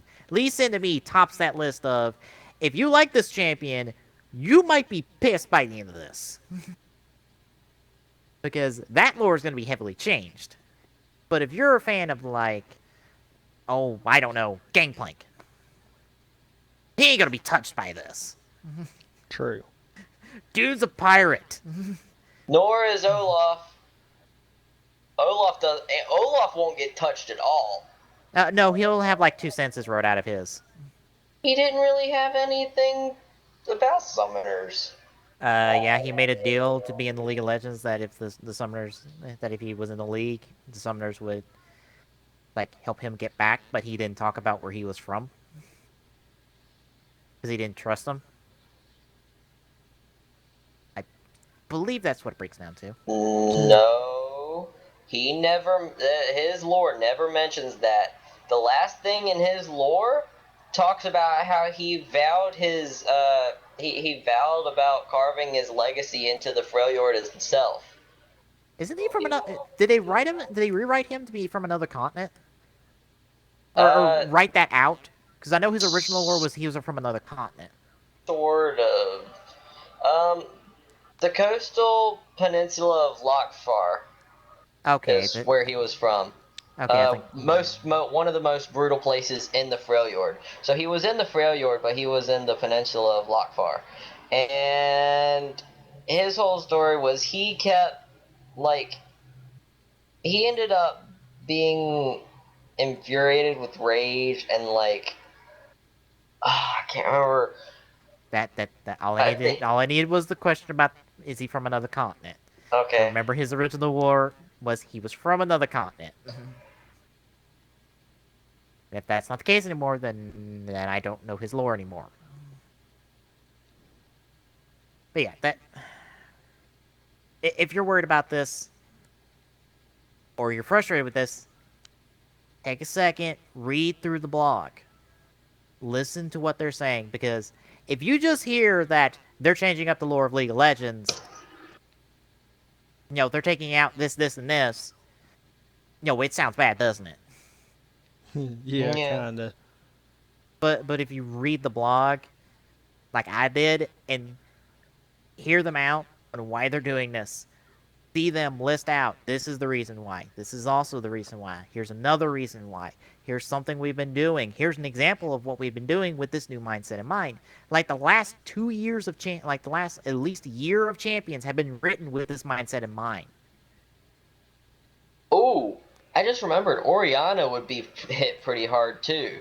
Yeah, me and Tom were talking Yeah, about that but last she night. really wouldn't be as horrible, I don't think. Not as horrible, but she still would be hit pretty hard. Pretty much her last paragraph of her lore was all about the League of Legends. It's still like rewritable, I would Yeah. say. It's just not as like It, Lee Sin's getting a brand new story attached to him. Like yeah, I think he will. it's rewritable because they could play it off as, see, really the Oriana you play as is a robot that just happens to be named Oriana in memory of the girl that lost her life in the League of Legends. So essentially, they could rewrite that and just have her killed off by some other means. Yeah. And possibly work that into another story, into a story they want to work on, getting her involved in an event of some kind. I mean, it is rewritable. It's just a little bit of you got to be creative with it. Yeah. Lee Sin is drenched in the whole idea of the Institute of War, because you want to know an interesting thing about Lee Sin? He was long before he became an official champion of League of Legends. Going way back to like the original event of League of Legends, the Ionia versus Noxus rematch. Lee Sin, before we knew who he was, burned himself for days in protest of the Noxian, what's the word for it? Occupation of several parts of Irelia. That was his original origin. Granted, we didn't know him as Lee Sin back then. We only knew him as the monk that was on fire. And this was back during the Journals of Justice era, when the Journals of Justice were actually a thing. That was part of the lead up to the whole Noxus versus Irelia rematch. Huh. So, Lee Sin is drenched in the whole in the kind of the history of the Institute of War within the story of League of Legends. So, that's why I say he's getting a complete rewrite. Almost. Yeah. Like the core values were there, but he has to be rewritten. He's too in touch with what's being taken out. True. Unless, and this is a crazy idea I just came up with, they promote him in terms of a character to like Uatu the Watcher from Marvel Comics. Like, he is some like overseer of this new universe that is born out of this reboot.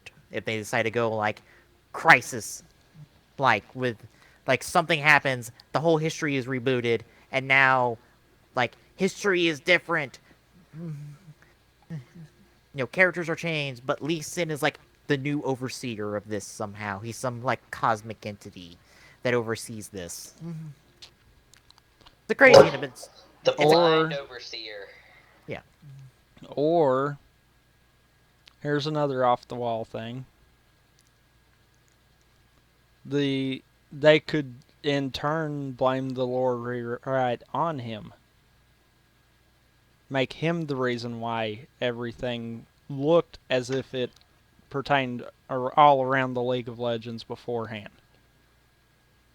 And that now one of the other champions has realized what he's done and is going back and trying to fix the problems.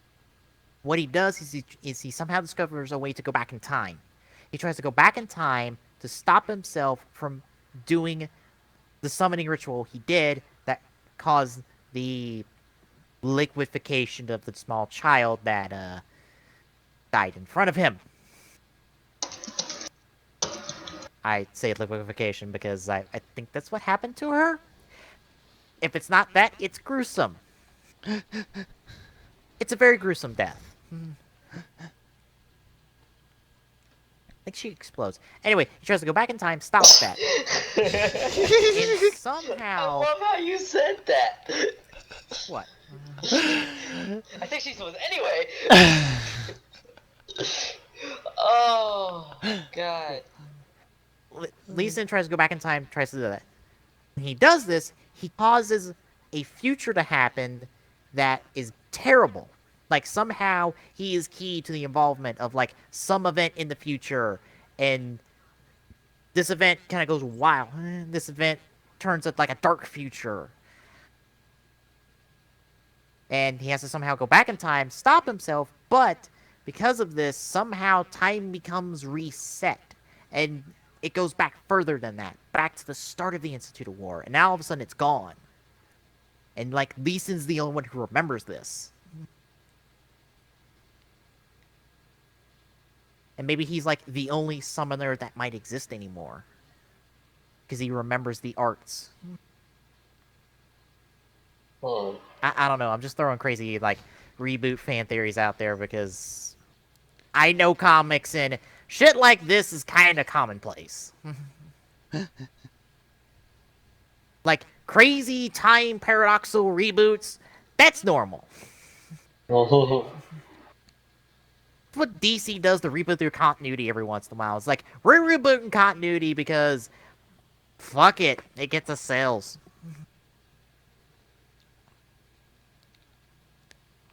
Yeah. So why doesn't League of Legends have its own, like, crisis-like event where continuity is rebooted and, like, Lee Sin might be the only survivor of the original continuity? I could see it. It's very likely to have happened anyhow. Hey, I got a question. What? I remember reading something about it a while back, but I don't exactly understand it. What is Kha'Zix's whole deal with Rengar? They're two hunters. They got into a fight. Over what? They're hunters. They saw each other as the ultimate prey. So they got into a fight. Oh. Do you know Kraven the Hunter from Spider-Man? Yes. You know his whole deal with Spider-Man? Uh-huh. That, except it's both ways. Okay. Makes a lot more sense. That's why Rengar's got one eye, is because of Kha'Zix. That makes a lot more sense. Like, they nearly killed each other.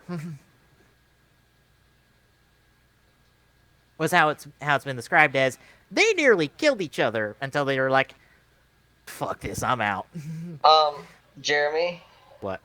Don't forget, if you take the concept of time travel, you're gonna have to include Zillion in some way. He could probably, you know what? He could be involved. He could be like Lee Sin goes to Zillion for, like, some ancient art of time travel. Zillion's like, look, son, you don't want to mess with that. But Lee Sin's like, fuck it, I'm time traveling, son. Peace. He goes back in time, and Zillion's like, oh, motherfucking hell. Yeah. I don't know. Does he have any type of, like, I know he's in, like, time stuff, but I don't know his lore entirely. Like, how tight is he to time? Zillion, how he was a sorcerer, and he lived in a clock tower. He was just absolutely addicted to the thought of being able to control time, and yet for some reason he wasn't able to get it quite until he had enhancements that infected his perception of the passage of time. And, like, he was able to put himself into stasis. You know, like he has now. His ability, that was the start of that idea because of his stasis. And over time, he just found more and more ways to manipulate time. And at this point, he's probably able to go back or forward as far as he freaking wants to. Okay. All right. I think we talked about League of Legends lore enough. But we're about to hit 11 o'clock, and we're only like halfway through our articles. Are we really? Holy balls. Yeah. What happens when we get on to big topic-like discussions? Yeah. All right. Next up, then. A Russian documentary has mistaken TF2 fan art for World War I propaganda. I seriously, I looked at the link Are you serious? and I had to open it. That was it. Are you serious? That made my day right there. Russian TV channel, Channel 1. That's a popular channel name, I assume. Apparently. Because we had that back in, like, Bradley. Some type of, like, educational program, I think. Or Yeah. educational TV channel, what? Supposed to be hip and known for the teens. I ain't giving Yeah. Oh, Jesus We'll go with that. Christ. The air documentary about World War I that used the above TF2 poster as an example of United States military propaganda. Not a German soldier. It's the soldier from TF2. Documentary showed the TF2 poster alongside other real posters from the era calling Americans to enlist and support the war effort. According to the International Business Times, says it depicted Germans as monsters, regardless of any logic or common sense. To be fair, that is true propaganda. Although it was also for the Japanese, but If you this look is World at War I, not this, World War II. if you look at this poster, how can it be propaganda for anyone? It doesn't specify anyone except for Team Demo Man. And who is Team Demo Man if you don't know the game? No one knows what Team Demo Man is if they don't know what the game is. They kind of point that out.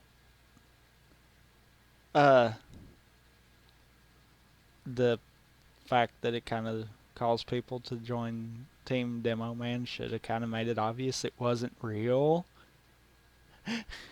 Although this is a German documentary and this is in English, so But I maybe mean- it's one of those Russian documentary. Russian documentary. My bad. But I Russian mean- documentary.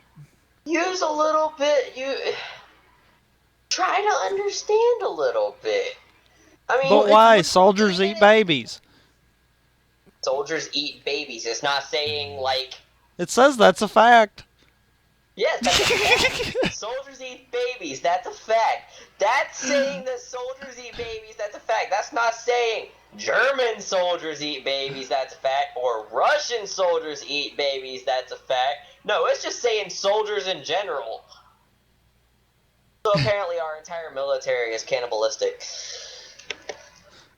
They are if they play TF2. Like, I'll provide you a couple other examples of where this shit has happened. I believe it was Fox News used the same design as the Bioshock Infinite title for something completely different. Like something American related. Wait, what? I think it was Fox News. I think it Okay. was. I think you're right. We covered on. that on the show. Yeah. Oh, God. Saban Brands, for their marketing teaser, I want to say, for Super Mega Force, has Kamen Rider Wizard blatantly in the footage. On top of another teaser, another marketing related thing for Super Mega Force, has TV Nihon subs in it.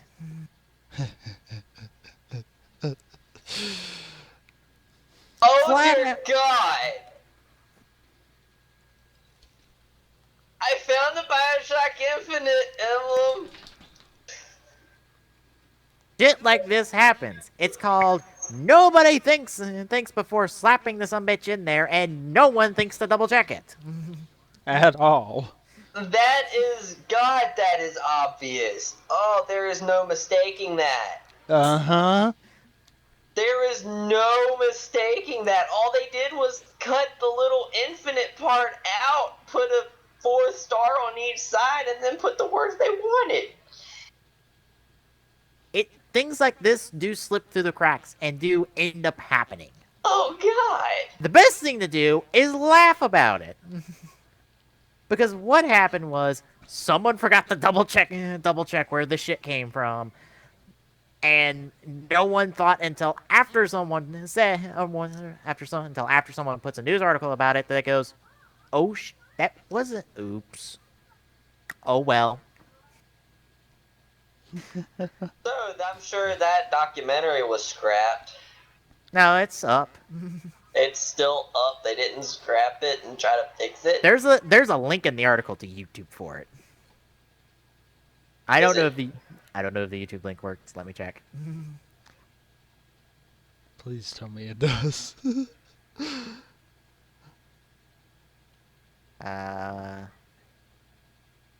Damn it! I have to go through another website to get to the damn one. Yes, Yeah, because it links it's up. Oh, God. Oh, my God. I had to go through PC Gamer, but fucking hell yeah, it's here on YouTube. It's Oh, still God. up, and it's on the time code for it. Oh, God. I want to watch it. Where is it? I don't It's like see 51 it minutes long. I don't see where it is. Oh, there it is on YouTube. I'm gonna have to watch this. It's German subtitles and it's in German, so good luck understanding anything. In German subtitles? Yeah, closed captions are German. Crap. It's a German Maybe. well, it's in Russian. I don't know why I keep saying German. It's Russian. God damn it. I keep thinking German because World War One. Oh dear God! It's so freaking obvious. Oh, it's right there. 9:59.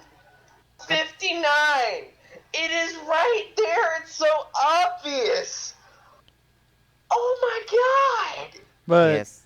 yeah, I agree with this article. This had to, at one point, involve a Google image search, because, dear God. It's like World War One propaganda, and this just popped up, and that was like one of the top 10 results, and it's like we're getting that one.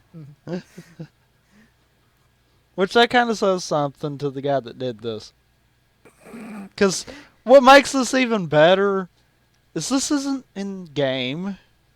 No, it's fan art. Yeah. This came off somebody's DeviantArt page. That makes it even more hilarious. I That mean, makes things like this funny. it's bad enough that it's something related to a game that they wound up getting, but it's worse that it's something that didn't even come from the game. To be honest, if it was my art, I'd just get a kick out of it. It's just like, holy shit, they were dumb enough to do that. And I might get in contact with them to let them know, hey, that's not World War One propaganda. That's fan art for a video game. If you need the proof, I'll send you the file.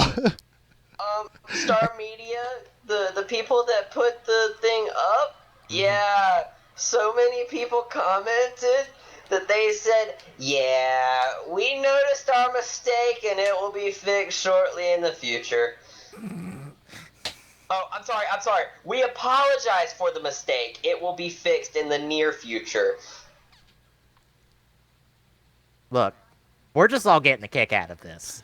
That's all that can be said. And We're then all just getting a kick. another guy posted, could you use some Assassin's Creed or Call of Duty posters or intros next time? Thank you. Alright. Oh, But Let's move on. moving on. Jesus. Well, our stupidity section's out for the day. I think. 3DS Metroid game concept art surfaces online. Next Level Games, the guys who brought us the recent Punch-Out, were working on a Metroid game for the 3DS. Well, Punch-Out for Wii and Luigi's Dark Mansion. They were working Dark on a Metroid Moon. game. Why did I say Dark Mansion? Dark Moon. Luigi's God Mansion, damn Dark it! Moon. God, you butchered that one all up. I'm butchering things all over the place. I'm terrible tonight. Concept art includes one image of protagonist Samus Aran in her iconic suit, and several boss characters appear on the online profile belonging to artist Nelson Didos Garcia, and I have no idea how to pronounce that. My best guess, it looks Indian? Xochitl? Probably. A name source relates to Project Till Destructoid that it was real and it was shelved in favor of the Luigi Mansion game, another 3DS game, Next Level, and Nintendo released last year. It's about as bare bones as it gets, but it was still pretty fun. First set. And it goes on to mention the other end, which I read a 18-page paper describing how shitty that story was. It was a fantastic read, but oh good God, is it 18 pages long. Wasn't that the one for the Wii Yes. that went over horribly? Yes. That everything I ever heard about it was sheer and utter rage? Yep. Okay. I believe Retsuplay put it best in their long play of theater mode. Character assassination. Literally, it's character assassination of Samus. Yeah, pretty much, yeah. We have the Prime style of Metroid game, and we have the more traditional style of Metroid game. Nintendo's Shinya Takashishi said back in June, we feel what we need to take care of both of these style of plays, and the hope is that at some point in the near future, we will be able to share something about them. I'm trying to find... God damn it. I would love to see another Prime style Metroid game. Yeah, especially 'Cause since... That I like the Prime series. Especially since,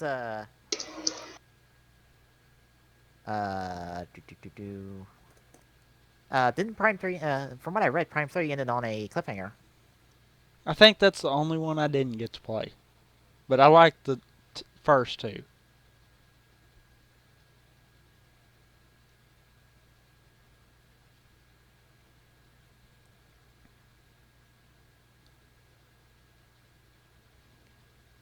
I'm trying to look through some of the images right now. Eventually. Oh. I'm going to pull it up. That way we can... I don't think the link really works. I don't either. What did it say it was listed on?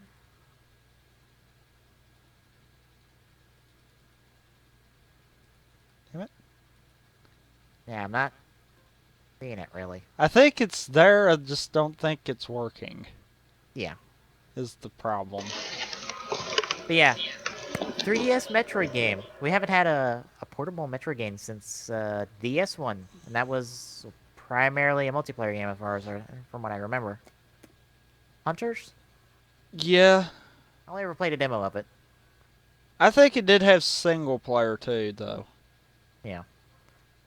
Which I've seen that one get played, and that one was kind of a good one too.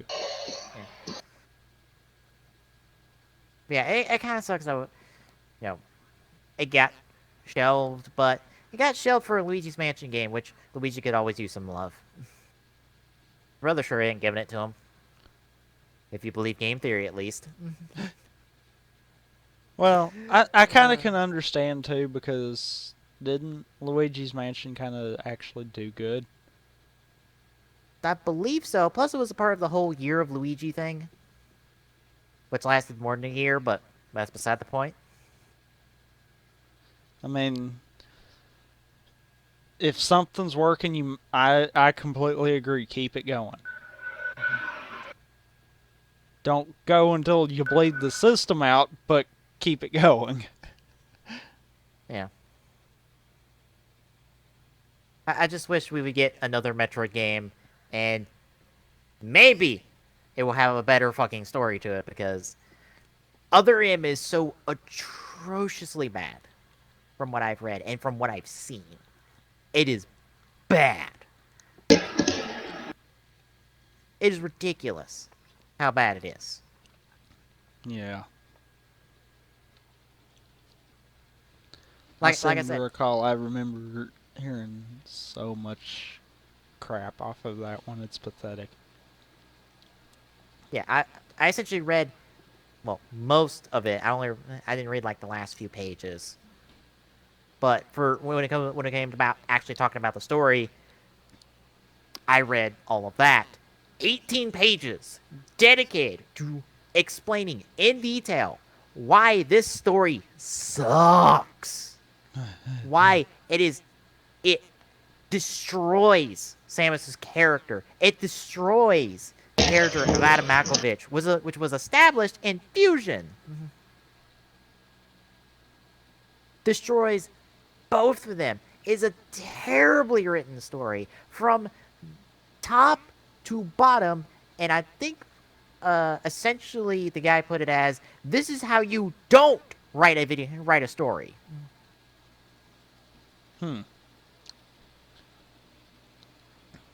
It That is lets that me know right there that never to touch that game. all you have to do is watch Ritsuplay's long play of theater mode. That's all you need to watch. It's That, like, that kind of breaks it all down for you enough there, I'm no, assuming. theater mode is a thing within the game that takes all the cutscenes, splices in a little bit of a little bit of gameplay between some of the cutscenes to kind of tell you what the fuck's going on, and you get the complete experience in terms of the story. Oh my god, seriously. Yeah, that's what theater mode is. It's a thing within Metroid Other M. Oh my god. Yeah, this isn't something someone did. No, this is what they cut together for the game. Jeez. It gives you everything, including like 100% ending. And oh god, it's the 100% ending, like the cherry on top of this shit cake. Yeah.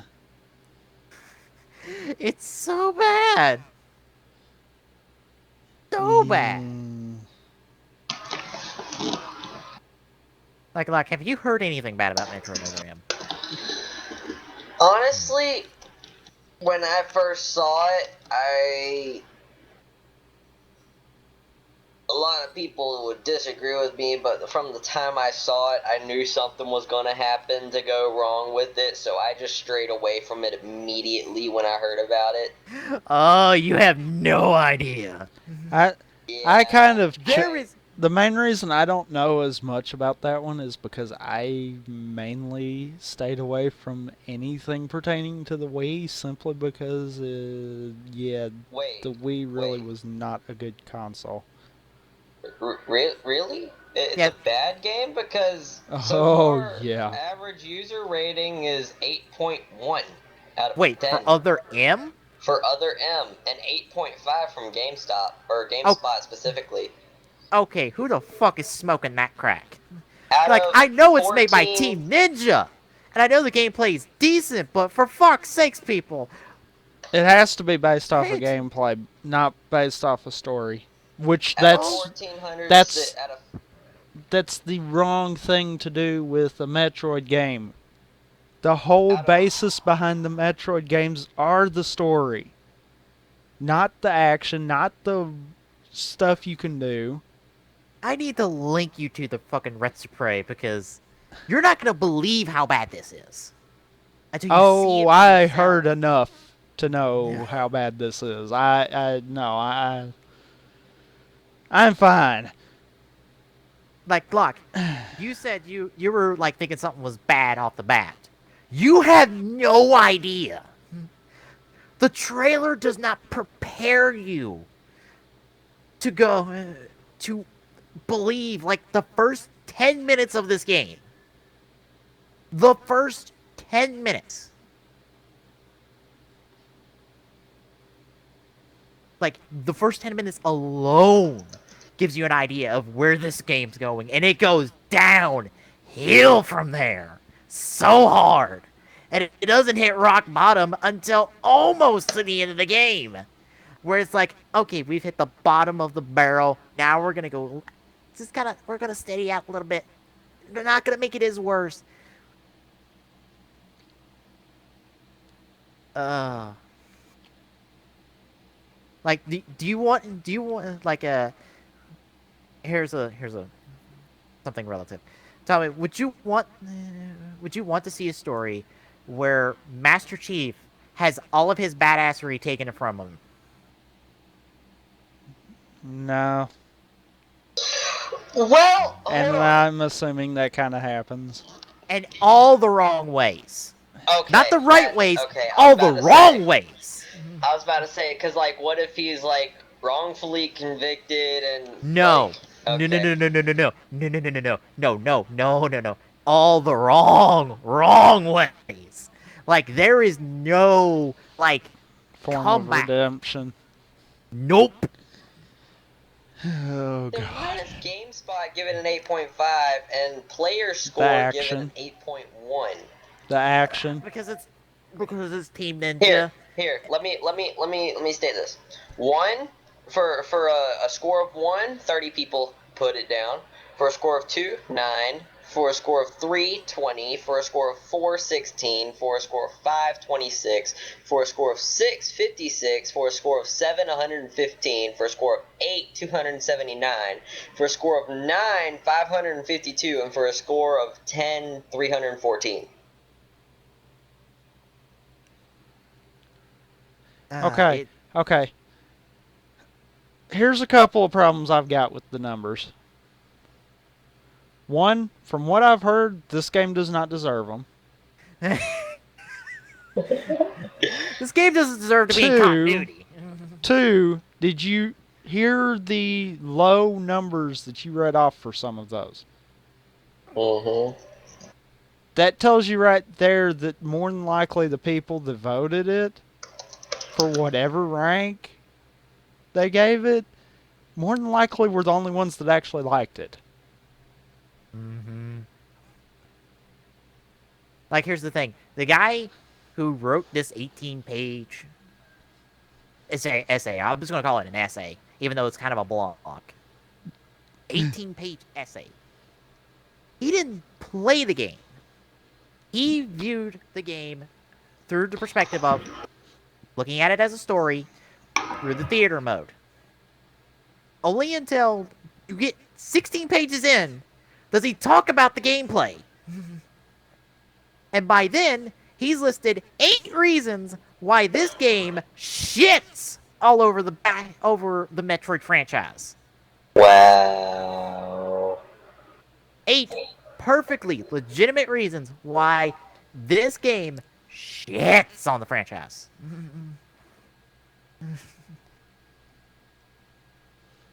So yeah, I need to link you to the Red Spray video, so you can marvel at this wonderful piece of shit. But we need to move on. I mean, I'm sure it probably got the votes more for the action and possibly for the puzzle solving. Because that's another thing that the Metroid series usually does. I don't think puzzle solving was done well in this game, as far as I know. Damn it. I believe it's the final boss. You're not told of the thing you need to do to solve the puzzle. Oh, you're fucking kidding me. Nope. Oh my god. Wait, repeat that? For the final, there's a puzzle with the final boss. It doesn't tell you the thing you need to do to solve the puzzle.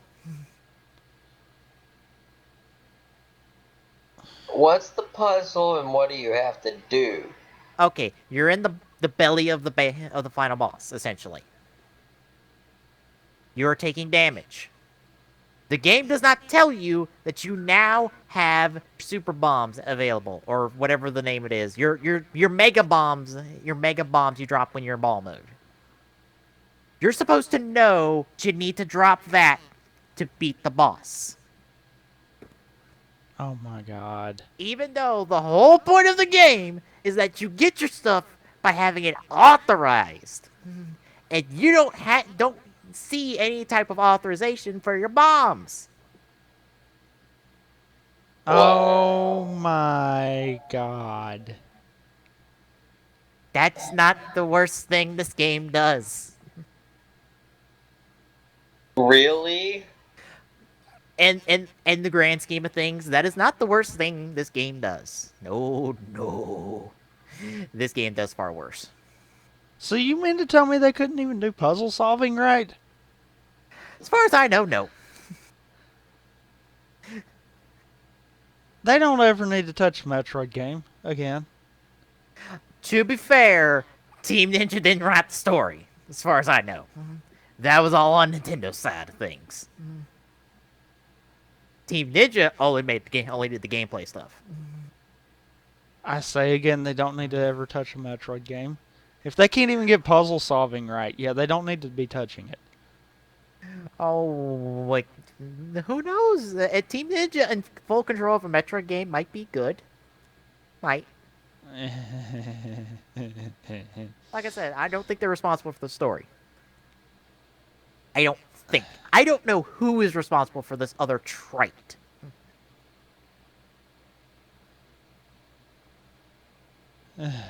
Anyway, we should move on.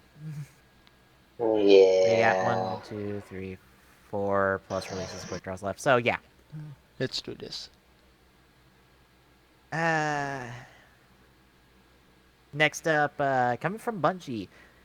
Bungie is looking at, I want to say, at least a 10-year long support of Destiny.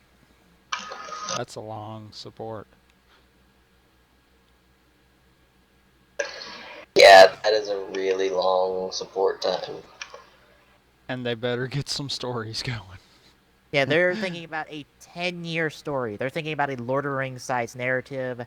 How do you build a lasting franchise? How do you design something like that? From day one, it's built to last. They want a Lord of the Rings sized franchise. Lord of the Rings didn't start out with basically no story. It'll get there, like 2 years down the line. Lord of the Rings started out with the books that had so much story that it was just amazing. They're starting from scratch with a pretty good first-person shooter. But that's about all they've got. Yeah. So if they want to implement story, they're gonna have to start pushing some story pretty soon. And the fact that the story is gonna end up being pay to play, people are not gonna be too happy about that. Bungie might have screwed up with this one. Maybe. Well, they've got 2 main expansions planned, with one, The Dark Below, coming this December. Already? Yep. Boy, they don't have much confidence in the game then. Maybe Because if they're trying to play this like an MMO, they should have had enough content in Destiny proper to at least hold people over for like a year. Or maybe close what to they're that doing point. Is having You're something come out. funny. Wait. I know what they're doing. Maybe they're having an expansion come out in December so they can capitalize on the big Christmas rush.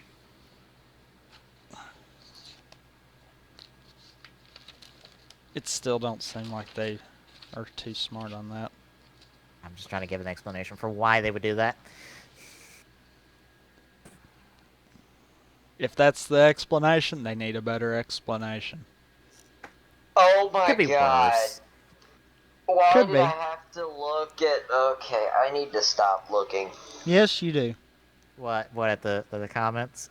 No. What? No. Square Enix's new cloud gaming venture. Oh. You want to know what it's called?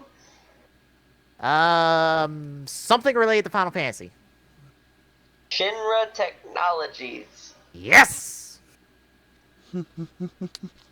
Well, what the fuck else would they reference? Oh, I don't know. Something other than that. Well, they can't call it Organization Cloud. Wait, no. I would hate them even more if they did that. No, they would call it Strife Industries. I would hate them even more if they did that. Because I have never been a fan of Cloud. All you haters can hate if you want to. Cloud has sucked balls from the very beginning. He just Nope. stole the light from Zack. What about Meteor Strike Industry?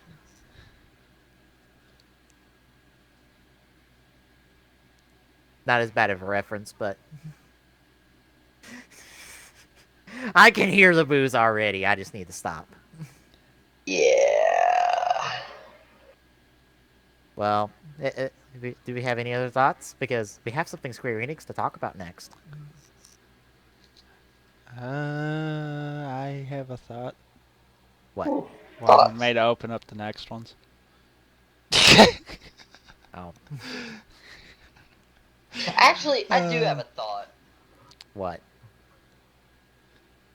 You know how they set this up with the ghosts in Destiny to be sort of a playful banter between the two.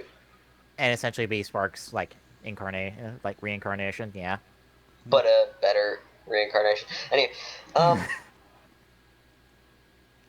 I want to see more of the playful banter because there's not much of it in there, and even then, it's a one-sided conversation. No, the protagonist talks at times. Very, very, very rarely. He talks when he Hey. has to. He I- has I am plenty a of level 7. I am a level 7. I have only heard the protagonist talk once. He talks a lot once you unlock the Venus stuff. There's an entire cutscene where he does almost all the talking. So it's that far into it. Well, it's only like level 12. No. He's talked twice because he talked to the speaker for the speaker of the Traveler. Yeah. He Yeah. talks in cutscenes. Yeah, That's in it. cutscenes. Okay, let's it's put so it hard this way. Destiny does know, I mean, not Destiny, Bungie does know how to make a protagonist talk in-game. We're just terrible at it. Pretty much. It's hard not to draw comparisons with Halo when you have examples like that. Because it's like, well, to be fair, Chief only talked in cutscenes. And even then, that was really, really, really rare. Oh no, he talks outside of cutscenes. Yeah. Occasionally. Occasionally. Like Halo 1 and 2. Not so much in 3 and 4. Well, 3. 4 he does some talking. Well, 4's not Bungie. Yeah. Ricci doesn't talk a damn bit. Well, nah, shit. Of course, to be fair, 6 doesn't really talk too much either. Well, he's the lone wolf type. He don't like to talk.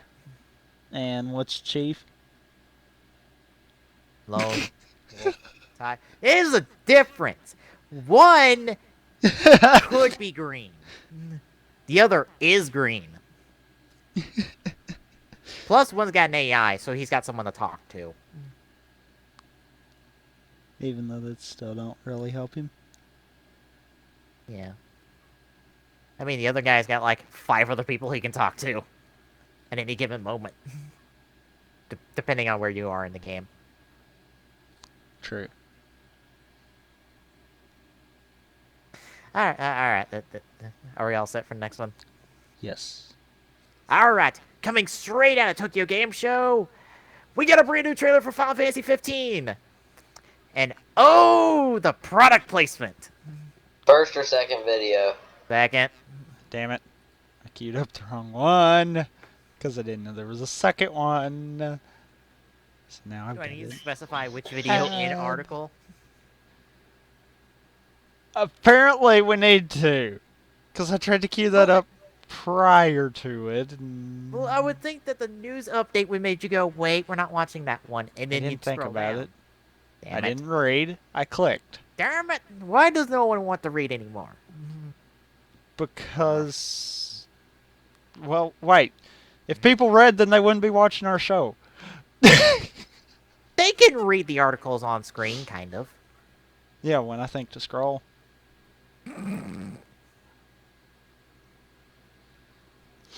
Alright. Yes, coming out of Tokyo Game Show, we got a trailer for Final Fantasy 15. And also, as a quick note, Tetsuya Nomura has left the project to go work on Kingdom Hearts 3. So, Final Fantasy 15 is in the hands of everyone besides Tetsuya Nomura right now. Because Nomura's like, I'm working on Kingdom Hearts 3 now, because god damn it, I want to work on Kingdom Hearts now. He finally said, "Okay, we've had enough Final Fantasy. Go back to what we were amazing at before we killed this series." I wouldn't say Dude. killed, just ran it into the ground. To be fair, Kill! the whole reason we haven't got Kingdom Hearts 3 for years is because Nomura was a part of Final Fantasy Versus 13. And Versus 13 had to come out before Kingdom Hearts 3, because that's what Nomura was working on. Versus 13 then became 15.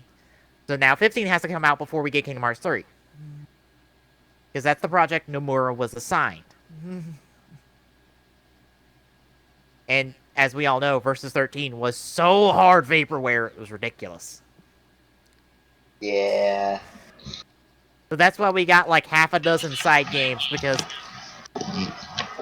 we can't do 3 because we're stuck, but we can do other Kingdom Hearts themes that progress the story eventually. So we got like 5 different spin-offs. Was it 5? Was that wrong number? Bump the number up once. 6? Mm-hmm.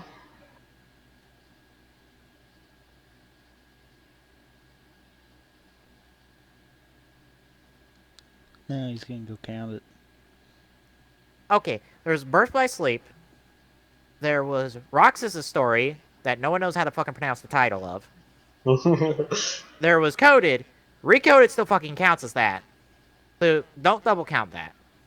Really? I didn't think Recoded would count as that. I figured... Coded and Recoded are the exact same thing. The only difference is one's in 3D. Yeah. One was a cell phone game. Okay, so then 5, yeah. Then there's 3D. What the fuck was the 5th one? I'm not counting Chi. Or Key. Because that has nothing to do with the story of Kingdom Hearts. Apparently.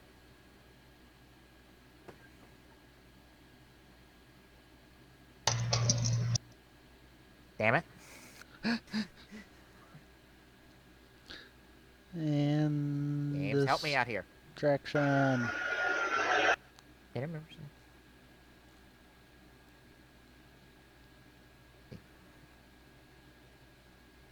So, did you hear about that new Silent Hills trailer? 2. You don't count. 3. 4. Yeah, while he's talking about that, did you hear about that new Silent Hills trailer? No. Yeah, they came out with a new Silent Hills trailer, and it's... Oh, God. If Actually, PT scared the crap out of you, that commercial will too. It's actually only 4. Or trailer, or commercial, whatever you want to call it. Yeah, there's only 4, actually. There's not 5. I need to be 1 less. Oh, okay. Because there's the 3, and then there's 3D. There's nothing else. Because I'm not counting Key. Because Key has nothing to do with anything. He is a Facebook game that we only get in Japan. Oh! Did you hear about Bloodborne's weapons? Nope. Yeah, you know how Dark Souls is kind of slower? I know Bloodborne's supposed to be faster. Bloodborne is supposed to be faster just based off of the weapons. Well, I know there's a lot of like transformation with the weapons off the Yup. recent trailer. It Anyway, makes it a lot faster paced. 15 trailer. We all good? No, because I ended up going off topic. Damn it, Glock. Son of a bitch! You could have been doing it while I've been like counting Kingdom Hearts games. God damn it! I was doing it while you were counting the Kingdom Hearts games. Alright, now I'm ready. Ah, hellfire. All right then, playing the Final Fantasy 15 trailer from TGS in 3, 2, 1, go. Chill. Still loud. Ow. I know it's loud as fuck, and I have it almost muted. Ow. I had it half volume. I figured, oh, that'll work.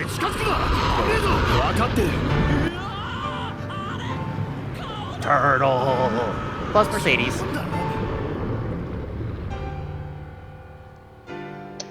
Yeah, we're gonna see that Mercedes a lot.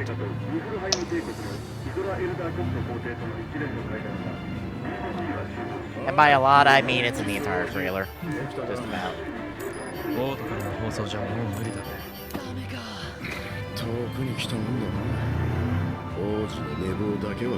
I'll give them credit. They're at least accurate for which side of the driver's seat's on for Japan.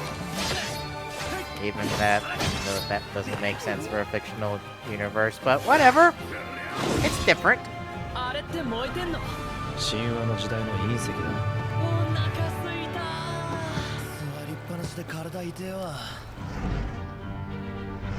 That's happens when you drive for like 6 hours, or however the fuck long you're driving.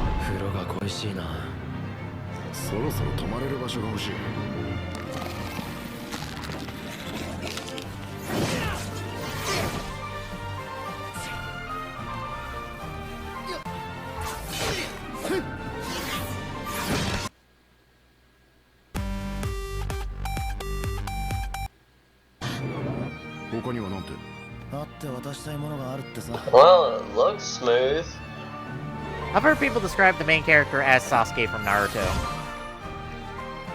Yeah, I can see it. I don't know if that's a good sign or a bad sign. That can be a bad sign. It looks like he might slightly give more of a shit than Sasuke. I mean, it looks like he gives a shit about his friends. That works! Yeah. That works! It got me. I'll take care of this thing. Slice.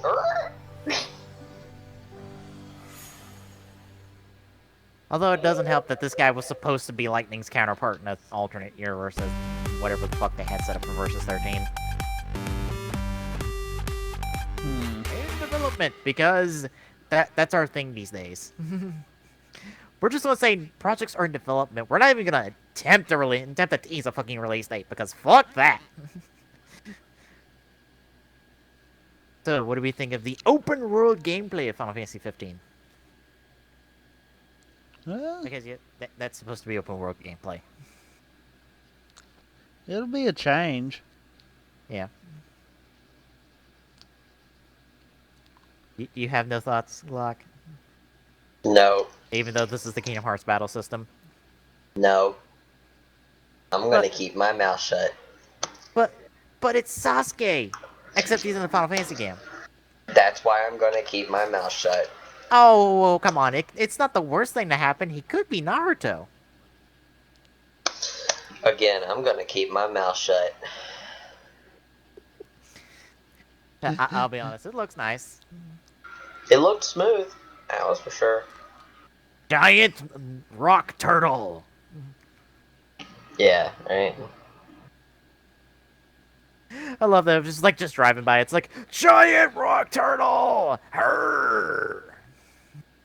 And they're flipping out about it, even though it's only moved like 5 inches in the whole time we see it.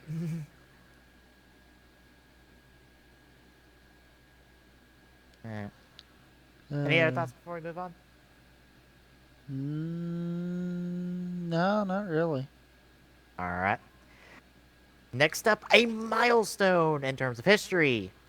The Rock Band Network is shutting down after 4 years and over 2,000 songs.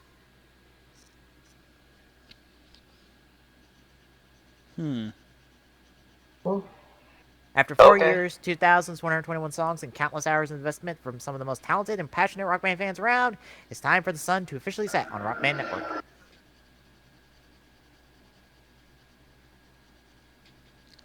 Well then. Rock Band Network authors have created 2,121 songs for the platform, which is just slightly above the 2,100 Harmonix authored songs, so they essentially doubled Rock Band's library. Company explains that following the end of regular Rock Band DLC in April 2013, Rock Band Network has been plagued with technical issues, some of which were server-side problems at Harmonix, while others were entirely outside of our control. They're dedicating resources to other in-development titles, including Fantasia Music Evolved and the new Amplitude.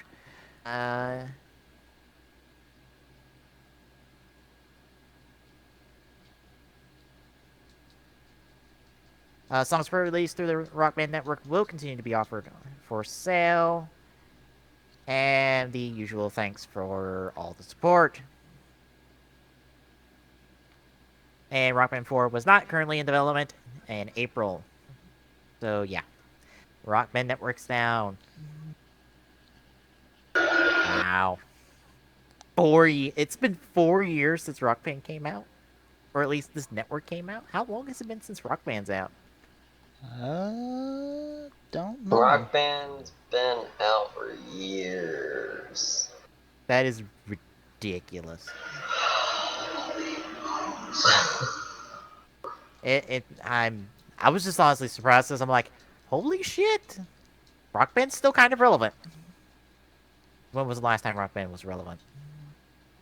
When was the last time any music peripheral franchise was relevant? Rocksmith, How Dance relevant? Central. Well, yeah. Let's see. In terms of music besides dancing, I wouldn't say Rocksmith because I don't think Rocksmith got that big. It should have gotten a lot bigger than it did because that is an amazing way to learn guitar. Like, Dance Central's the last one standing of anyone Let's see. associated with music and peripheral. Okay, though, Glock. Here's the problem with Rocksmith. You need a guitar. Nope. That ain't even the big problem. The biggest problem is people that played games like Guitar Hero weren't playing it to try to learn how to play guitar. Mm-hmm. They were playing it as a party game. Exactly. Uh, So, what Rocksmith did was they thought, well, we'll tap into that, and they were wrong. Because that's not what everyone was aiming for.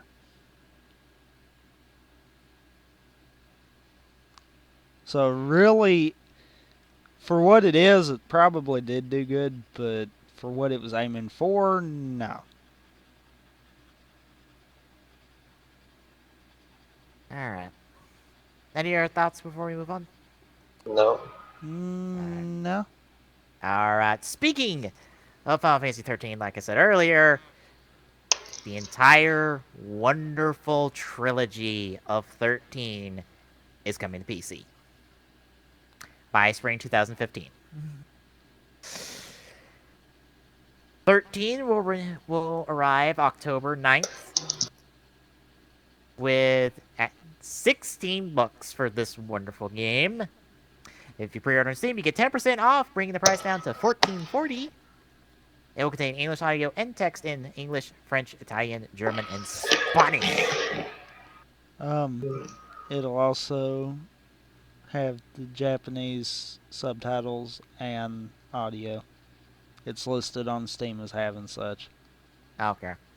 If you don't want to use Steam, Final Fantasy 13 will also be available via Square Enix online shop and other PC digital services. Although we have no release date for 13.2 or 13.3, unless Steam will list them. Does Steam list them? I don't know. I doubt they would. So yeah, you can get the 13 trilogy on PC. How excited are we? Not at all. You did. I have to think this is like the worst games to Tommy, bring to PC. Tommy, you should have done that. Yay! So we would have both done it. It would have sounded awesome.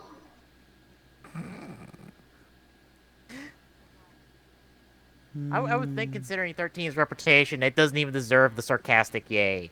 It's like a, I don't give a fuck Yeah. kind of response. Because I'll be honest, 13 doesn't have the best reputation. I tried 13.2's demo. I did not care for it, and everything I've heard about the story of this wonderful trilogy of games makes me go, no, I'm avoiding you like the plague. In all seriousness, with 13, which I never finished it, I didn't really feel like the story was necessarily the flaw of it. It was more of it kind of fell into that whole Final Fantasy trope of you can only go so far, then you have to grind. And grind. And grind. And get bored of the game because you're still grinding.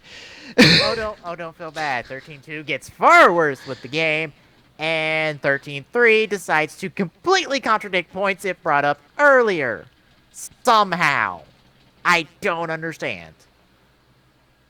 It's like, as a one-off game, it might have been fine if they would have cut out the grinding. But we had to get the Cristela Novalis trilogy of games, and the other two ain't coming out as 13 tie-ins. Versus 13 became 15, and Agito became something else, and completely unrelated to 13, as far as I know. So Didn't 14 kind of fail horribly? at launch, yes. With Realm Reborn, I think they've won people back.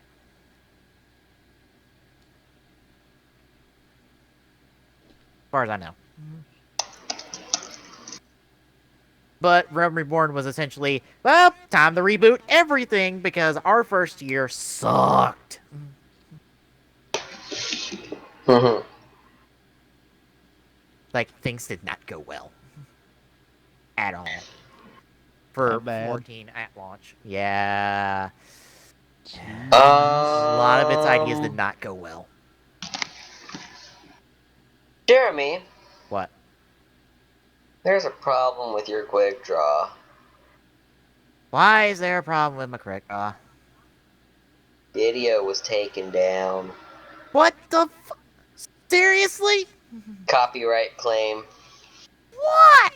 Fuck you. It was from YouTube. Joey, why'd you take the trailer down? Too early for people to know, son. Guess we're not playing the trailer, because if it's gonna take down, it's gonna take our video down, and fuck that then.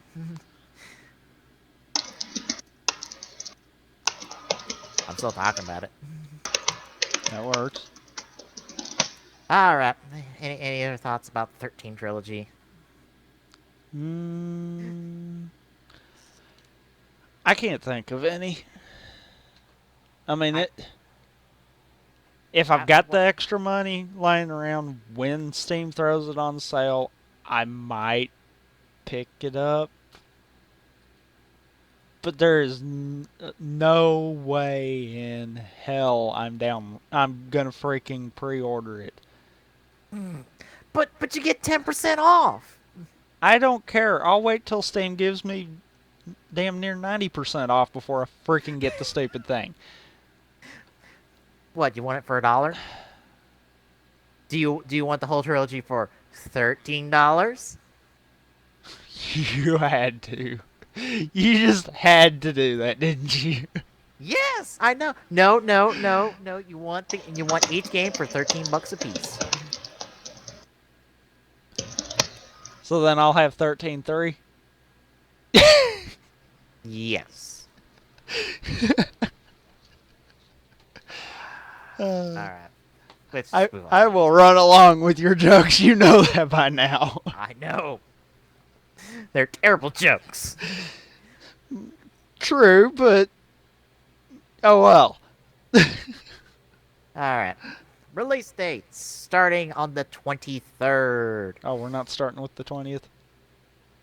There's nothing for the 20th. Yes, there is. God damn it. Yes. I didn't see anything for the 20th when I looked. I think we Yeah. touched it last time, but still, what the Yeah, hell? if all these guys the game, we touched it. Oh Jesus! Everyone's using the same freaking trailer that was taken down. Damn you, Toei! Damn you! I wanted to talk about the damn Drive trailer. Wait, I found one. We are not playing it because we are not getting taken down. Nope. Nah. If they're taking, if they're taking it down that hard, fuck that. Kamen Rider Drive Trailer 2. Yeah, it should be the full trailer. Y'all can watch it on your own time, but yeah, we are not playing it on stream. Wonder if it's been taken down for audio or. I'm going Video. to say, I want to say like both. Well, the reason There's I'm no saying is subs because if on it, it's. though. Reason I was saying is if it was audio, like just said, there wouldn't be any subs. But it wouldn't really matter because we wouldn't understand anyhow. Yeah. I believe, I want to say TV Hounds got it subbed.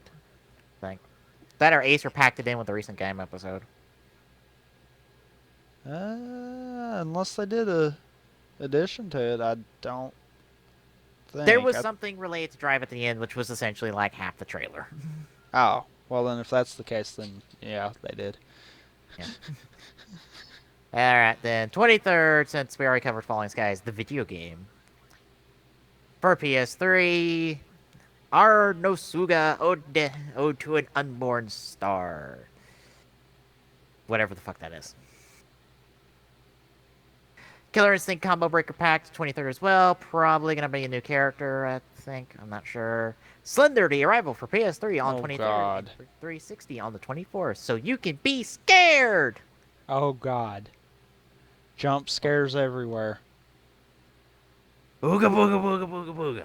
And that's really all that is. That's jump scares. Question. Because What? you know Why does Slender's the- there. Why does the Xbox 360 come out a day later than the Because PS3? it's a timed exclusive. Okay. All can be said right there. It's a timed exclusive by a day. Okay. Not gonna question it. I know. It's because Slender the Arrival is a PS3 exclusive. For exactly 24 hours. Winx Club for the 3DS for as old as that damn show is. Oh God. Is there anything new for Winx Club? I know it's an old TV show. I think they Like- tried to, but it still really. boils down to the exact same stuff over and over, so Oh. not really, no. Payday 2 Safecracker Edition coming for PS3 360. I assume that's a... Here's DLC. Payday 2 with all the fucking DLC. Yeah. Which that might be a good thing for me to look at. Yeah. I'd honestly pick up the PC edition because then you get the Hoxton Breakout for free. Because that's coming soon, because they recently did a teaser trailer for it. Huh. Yeah, the original Hoxton, the Hoxton that's in Payday 1, Yeah. they're breaking him out of jail. Huh. I so need to keep on you guys about Payday 1. I know. I already have it. Yeah, but Peace doesn't. Yeah, I need You to don't get need to keep on me about it. I already got it. I'm going to keep on you anyhow because I can. No, you can't. Yes, I can. You don't play it. I don't play it because I don't have it downloaded. Well, download it. Think about God. it. See, that's why I got to keep on you. You won't download it. it.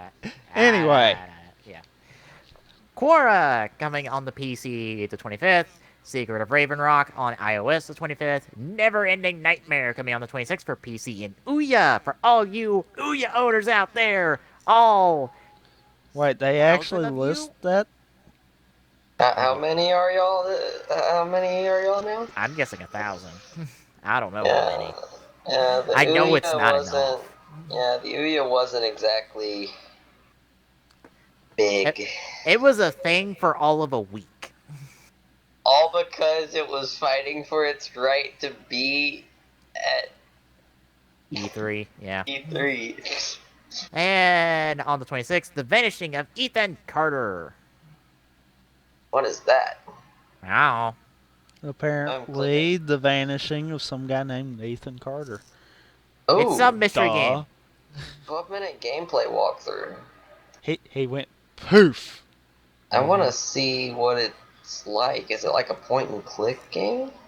I don't know. Alrighty then. Well, we're gonna do it again anyway. On the 29th, Shadow Puppeteer on the PC. Warriors Orochi 3 Ultimate coming on the 30th on something. We don't know what. Enforcer Justice Law Order coming on October 1st on Mac and PC. And Pac-Man and the Ghostly Adventures 2 coming on Wii U October 3rd.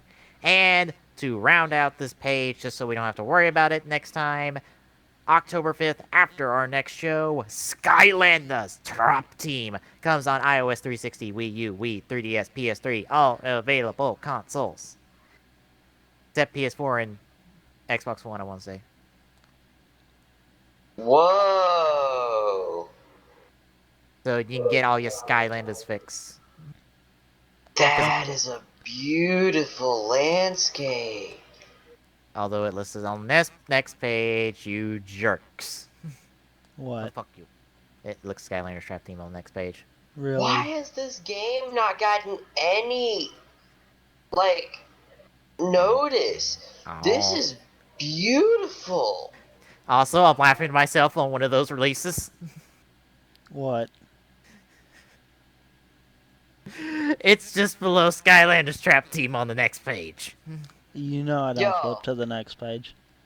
Yo, I don't want to say it because I want to leave it for the next show. Oh. hold on, I want to see it, so Quick, Glock, please don't spoil it. I'm not. But y'all, look at that and tell me that doesn't look freaking beautiful. Oh my god. Let's see. Oh. Under it? Yes. Wait, what? You read it right. All right, hold on. Wait, I've got to what? look now. Oh my god. Yes! I want to see this game in action just because it'd be dumb. Oh god. Oh, okay. Wow. Alright. But yeah, like I said, look at that and tell me that doesn't look absolutely beautiful. Like, the landscape is, the detail is amazing. Stop. Hold Look on. at it. Hold on. It's a first-person perspective game. It's not It's a one of video. those point-and-clicks. It's a video. What? I'm not pulling that up right now. We'll look at it after the stream. Okay. Anyway. Which will bring Quick us draws. into quick draws. Lucky for us, Toei decided to say, fuck all you who upload the Drive trailer, and deleted it. Even So though RV I found the drive trailer. It'll probably get deleted again. And then our video will get deleted because it's in the fucking video. But yes, the full-length Drive trailer came out, and I'm optimistic. Mostly because I'm not placing super high expectations on this show. I'm willing to take the show as it is. Because, I mean, it don't matter if you're going to have high expectations or not. Yeah. It's going to be what it is. I'm just hoping that, in light of everything you've told me, and the current show, game. I kind of really hope that it don't get screwed over because everyone's expecting that level. Yeah. I mean, from what I've seen, it's not gonna be like super dark like Gaim, but it's gonna be like for a cop drama. We're gonna roll with that essentially. I would be fine with that. Yeah, because the main writer is a cop. He's a part of a special task force that takes care of like supernatural happenings. So I'd be okay with it. It sounds all right to me, especially with the crew behind it. Gives me all the confidence that the show might be good. And I'm not placing the world upon it like some people I know are doing with because of Gaim. Yeah. All right. That's been the big thing. I think everyone has seen Gaim and they're like, "Ooh, Drive better be like that." Yeah. I think tomorrow we'll all take a look at the trailer, and then we'll talk about it there because technically we could do a drive talk next week or tomorrow, if not next week. True. Since we won't be doing a drive finale talk until after the show ends, which won't be for 2 weeks. I want to see it. I want to see the finale. Well, the new episode will be out raw tomorrow, Good.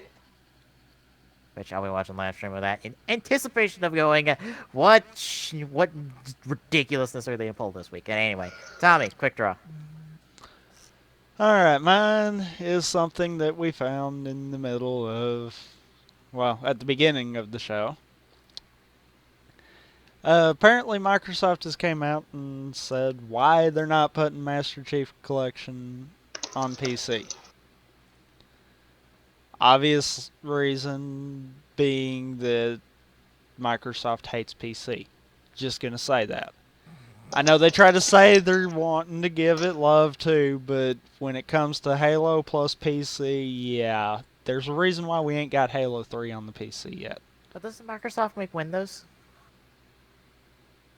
They make money off of Windows. I love that. That's about the extent of it. Yeah.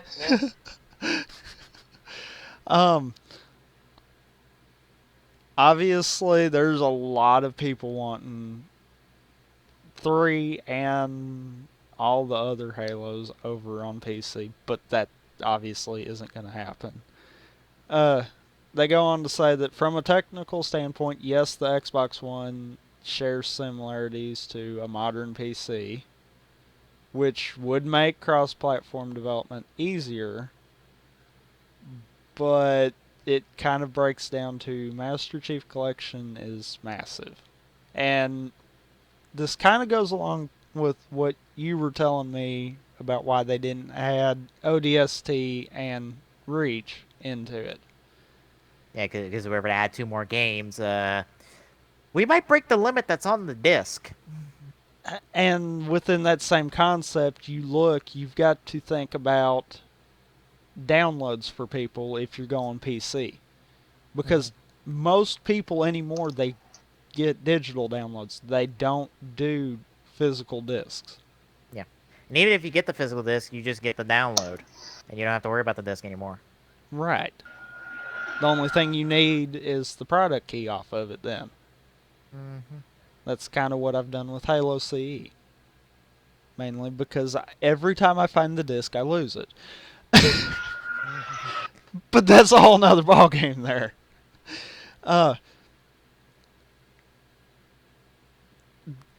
That kind of...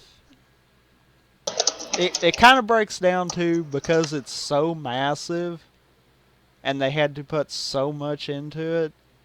I mean, they're saying about having to coordinate 4 games, 100+ maps, new cinematics, and doing the anniversary overlay.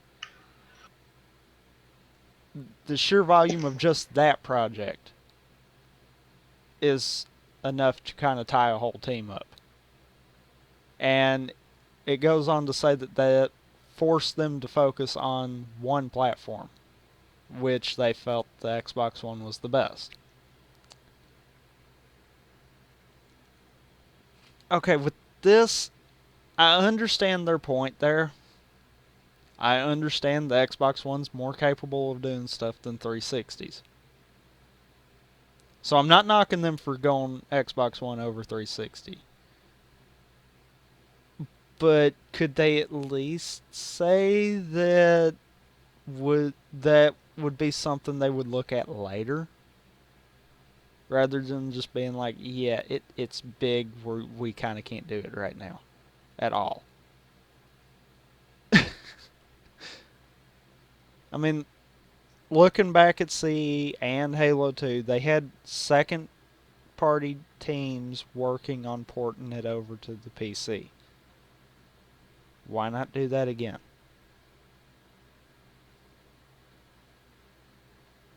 Because reasons. Because they won't make all the money. That's Yeah. really what I'm feeling that breaks down to. Yeah. I mean, let's look at it. Isn't Halo Anniversary Edition essentially complete, and they're just porting it? Essentially. Like that. Because at the 3 and core, 4, all they're the just porting. at the core, all of the gameplay in it is there. They're just condensing it and porting it. The only thing they're really having to build is obviously the remake of the maps Mm-hmm. and the graphical overlay for Anniversary. Plus all the technical stuff that connect all 4 of these games together for all the playlists and whatnot. But I mean, really, that's it. Yeah. The main menu, the maps, and Halo 2 Anniversary. Although I'm sure something like this is a bit of a headache. Granted, they used to do it Agreed. back in the day, because I've got friends' Devil May Cry collection, which is like the first 3, I want to say. Yeah, the first 3. And you can access all 3 on one disc. I want to say. So it's not like it's unheard of, and that's on 360. Yeah. So, With me, it don't bother me that they're saying, okay, it's not going to be on PC. That don't bother me. Mhm. I fully expect Microsoft to be wanting to push their console. But could they at least come out and say, this is something we want to do, and we're kind of going to look at that later?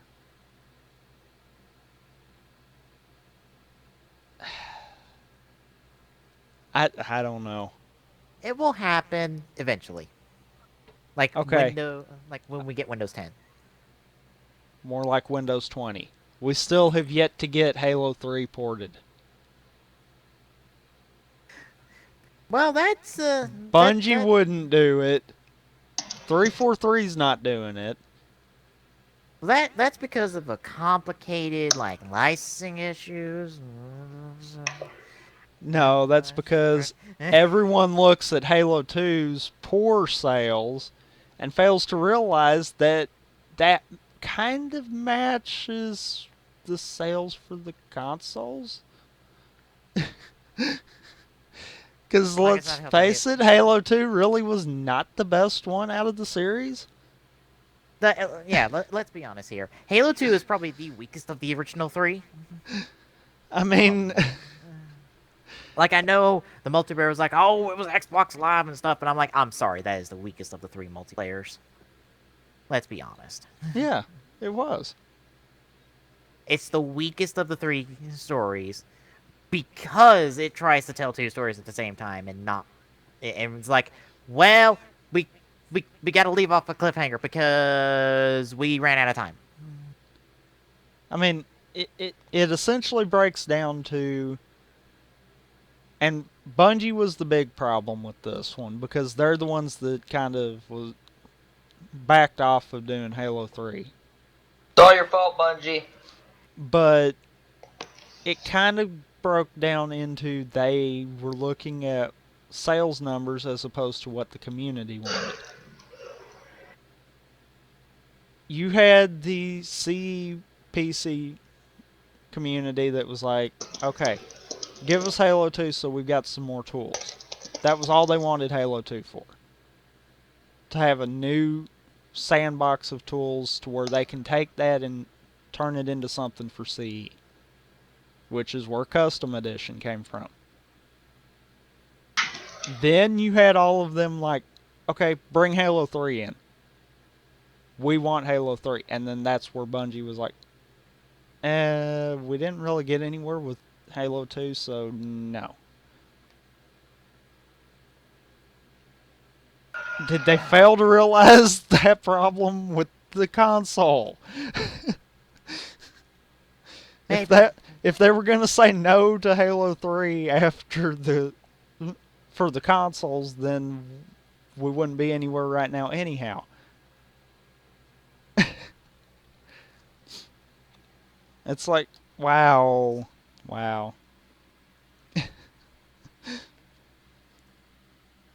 But yeah,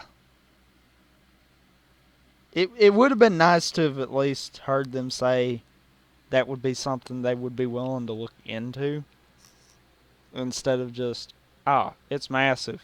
We're not going to do that right now. If ever. But yeah. Anyway, Glock, on to yours. Mine, well, League of Legends be fixing it. The never-ending battle, or never-ending war, I apologize, on toxic behavior. Come on, all three of us have gone through it. Hell, there have probably been even times that I've been a part of it. Uh-huh. You do tend to kind of like just be like, no, fuck you. When it comes to people to try to bitch us out.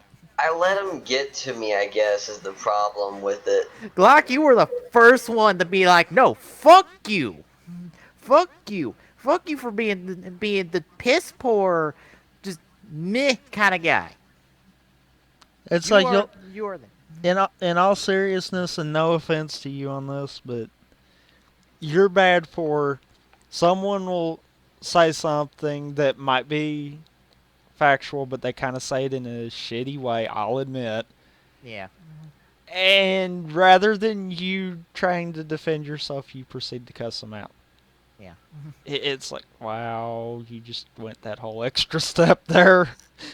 Yeah. I give you Like credit, I Glock. said- You're more than willing to step up to the plate, but you swing a little too hard. Yeah. But, like I said, we've all seen it, we all know it's there, and we all try to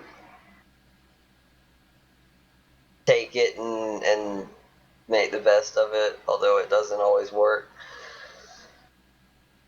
And Riot has noticed this. In fact, the person that wrote this article, apparently, Jeffrey Light Lin, the company's lead designer of the social systems, was on the official League of Legends forums. He pinged looking for volunteers. And this guy replied.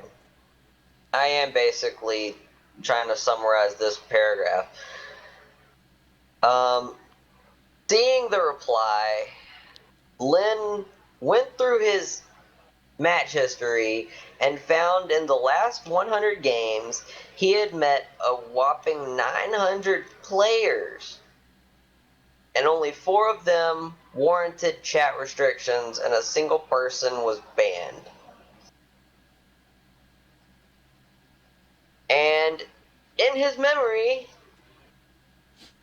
the article writer remembers that almost, or at least half, of the matches were extremely toxic. We all know of the system called the Tribunal. Yeah, well, as much as it sounds like a nice thing the tribunal barely ever works. It's too lenient. It is way too lenient. I mean, Lynn even said they see about 2% of players in the tribunal refuse to reform regardless of the consequences. That's pretty sad. That is a system that they put in order to keep them from doing that, and yet they do it just to do it. I look at this stuff and I just... One part of me is going, okay, it would be really cool of them to find a way to fix it, and another part of me is going, it's multiplayer, it's the internet, you're never gonna get away from it. Well, you can Okay. minimize it, and I'll be honest. How many, like, if we play like 5 games, for one night, how much of that crap do we run into? Because I want to say it's like some nights it is worse than others, but in all honesty, we don't hit it as much as when I was reading some of the comments. People say they run into it. I have really ran into it more like on weekends when we've been playing, it seems like, as opposed to throughout the week. But, okay, to this I say the tribunal in a sense is flawed. What I think is if you report someone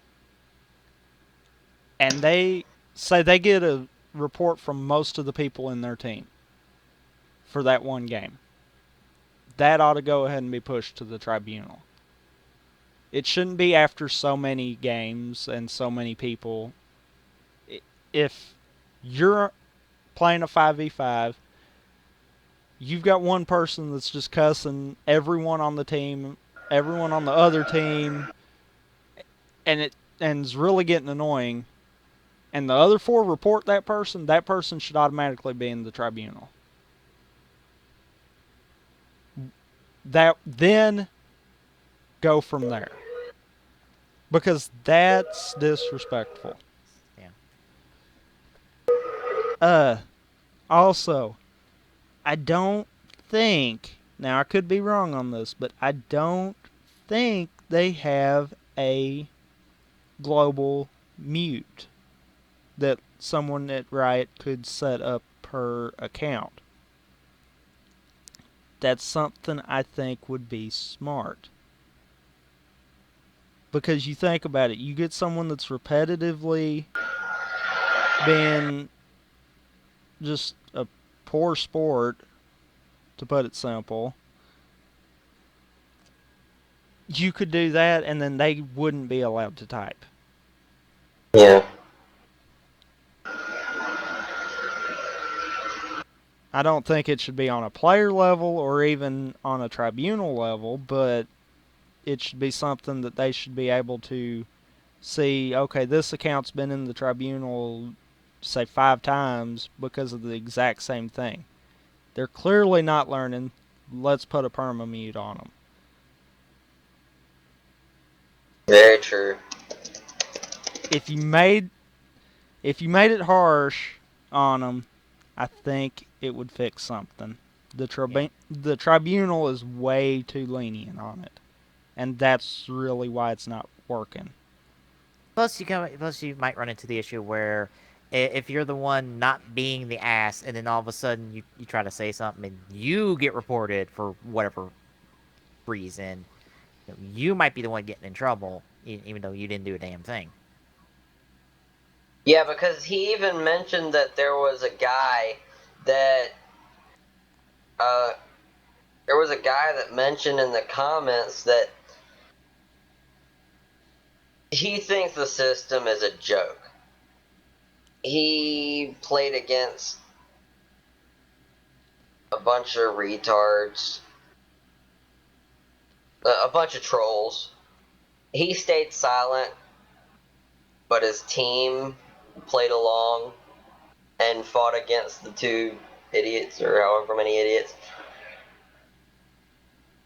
And He told his team to report him.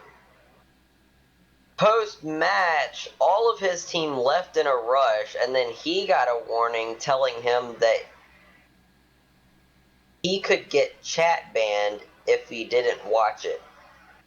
When all he said was, "Shut up and just report them after the game, guys."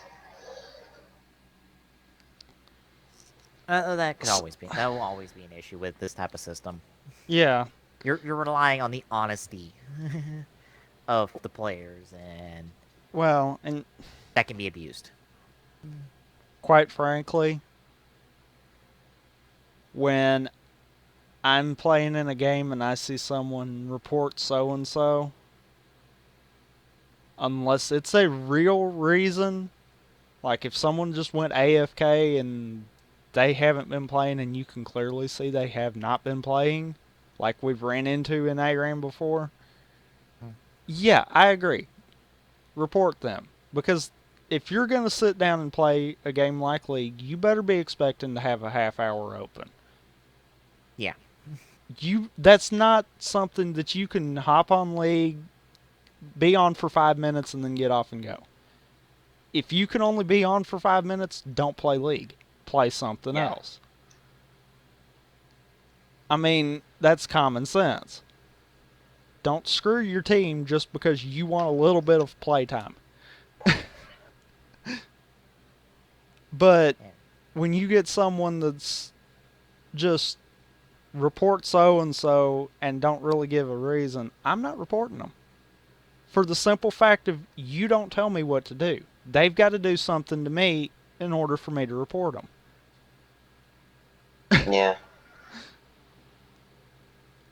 So I kind of have a problem all the way around with that scenario. Yeah, them trolls should not have been doing that. They should have gotten reported. But I don't agree with that guy telling his team to report them either. That should be up to them. Yeah. That's one of those...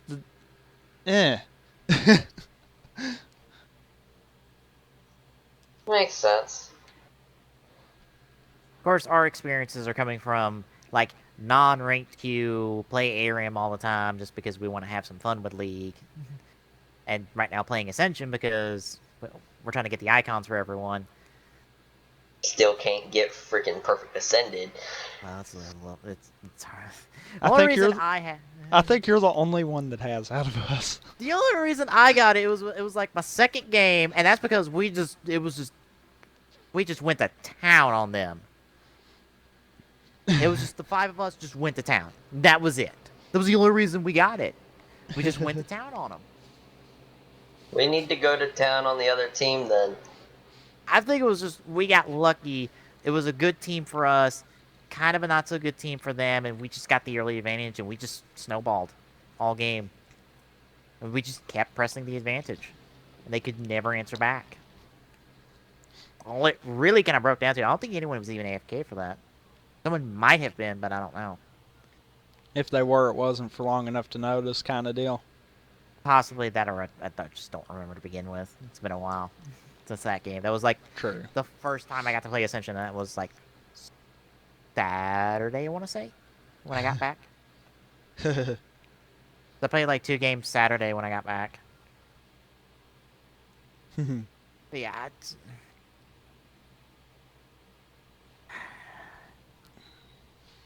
I don't know. It's a shitty situation. I'll be honest. I come to expect to run into people like that.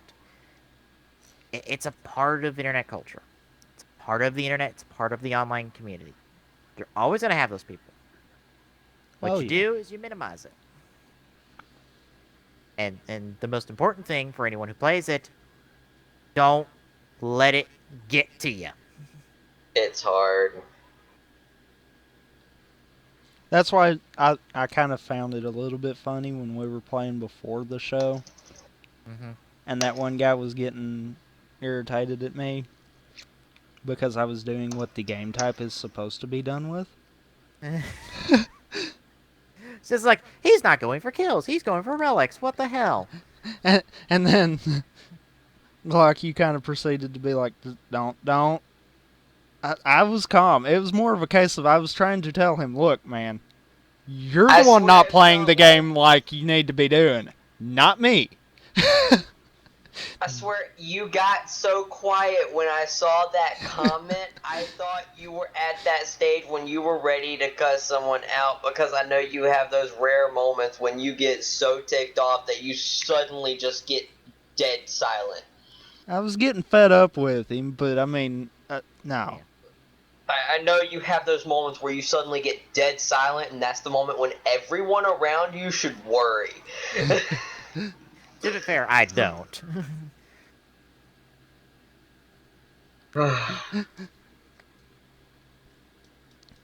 But yeah, Yeah. that it's one of those. If you, it's kind of something that you just gotta expect and kind of run with. Yeah. You can say whatever you want to yourself. Don't feed them. Don't feed the trolls. It only makes the situation worse. Yeah, Just don't feed the aggression. Don't feed the bad behavior. Just let it go away. You want to say something? Say it in the most positive way you can. No, I mean, like, don't give it sunshines and sparkles and whatnot, but but be don't the better sit there person and in the cuss them situation. out either. Yeah, just be the better person in the situation. Don't give it sunshine and sparkles and whatnot. Yeah, don't have all your messages have a sparkle effect. Is what I'm saying. I mean, I don't see nothing wrong, which I mean, people probably do, but I don't see nothing wrong in telling them, look, I know what I'm doing. I don't know what you're doing, but I know what I'm doing. Yeah. Because that's just how it should be. Plus, if you're It's around, like it's like what irritates me when people try to tell you about a build that you're doing. Mhm. It's like, why are you building that? Because I want to. yeah, like last night where the other team was like, our Ramus is better than your Ramus, and you immediately went, well, not no, and then I looked at the stats and I'm like, oh yeah, he is. And then I started noticing he always ran bottom, got that relic, and then I'm like, yeah, he is a better Ramus. Fuck. I don't know about build wise because we were building two different things. And I think he was outdoing me, maybe. I think it was good early game, but by late game he was kicking my ass. Yeah. Yeah. But but I was like, but I just took that second to go. Okay, let me look. Okay, he is. That is fine. This is like my 8th time playing Ramus altogether across anything, so I still have much to learn about Yeah, the little spin ball. I think generally you've played Ramus more in ARAM than you have in anything else. Yeah, Which I think that might be our problem. we played far too much ARAM, Yes. especially We with need ARAM's. Oh, we need to focus a little more on Rift. yeah. But the Yeah. problem is when you do that, that's when you run into the people like this article's talking about. Toxic. And you're running into doing games for like an hour at best, possibly. And you also run into people far better than you, and it's hard to really get better when you're constantly just wrecked. That's where It's hard to AI find kind of comes success. in Yeah. help to a point. I wouldn't say rely on AI, but it helps. Yeah. The problem I think with ARM is it's kind of caused us all to play like super aggressive. Yeah, and that don't work on other game types. No, we all kind of play a little too aggressive. Because ARAM is all about aggression. Aggression wins you ARAM games. It's whoever can hit hardest and first. Yeah. You can put it, you just gain the advantage and you push it. You keep pushing it and you keep them on the defensive. That's how ARAM works. Yep. Ascension, you have to balance team fighting with objectives. It's like a combination of that plus having to be quick. about things. So it's a lot about movement. I think that's something we figured out that the last 2 games, and that actually might be what won us those 2 games, Probably. is because we finally realized that. And apparently, I've decided to start being Mr. Shot calling. Which that's good.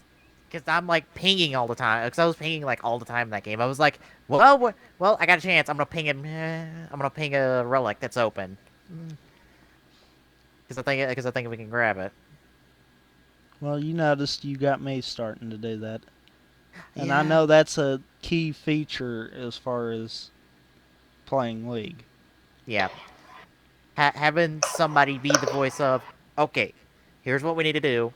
That that is like key in competitive play from what I've seen. Because if you've got somebody calling the shots, if you've got somebody as the voice that is going, all right, we need a plan. Here's a plan. It works.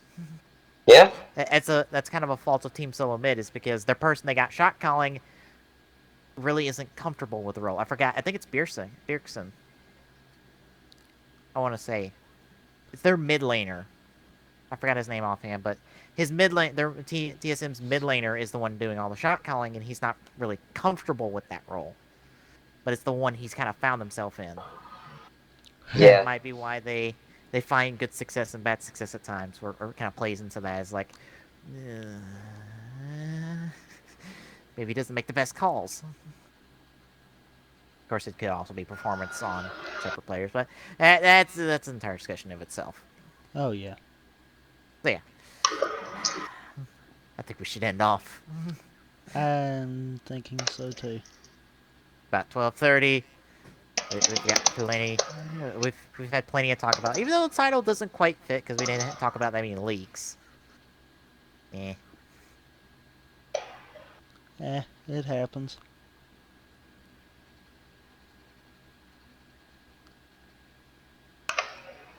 All right. Then we shall end off. So tomorrow, more Yu-Gi-Oh! With some interesting game discussion, considering the last episode. Oh, yeah. I'm sure I'm gonna start like a 30-minute long talk about a certain part. Most likely. I don't know how the two of you feel about that part, but I wanted to talk about that. Plus our usual streams, and then next TGS on October 3rd. Starting off October. Yep. We'll probably have plenty of Tokyo Game Show stuff to talk about by then. So, Hopefully. for Glock and for Tommy, I'm Peace. And everybody, we shall see you tomorrow for TGSR.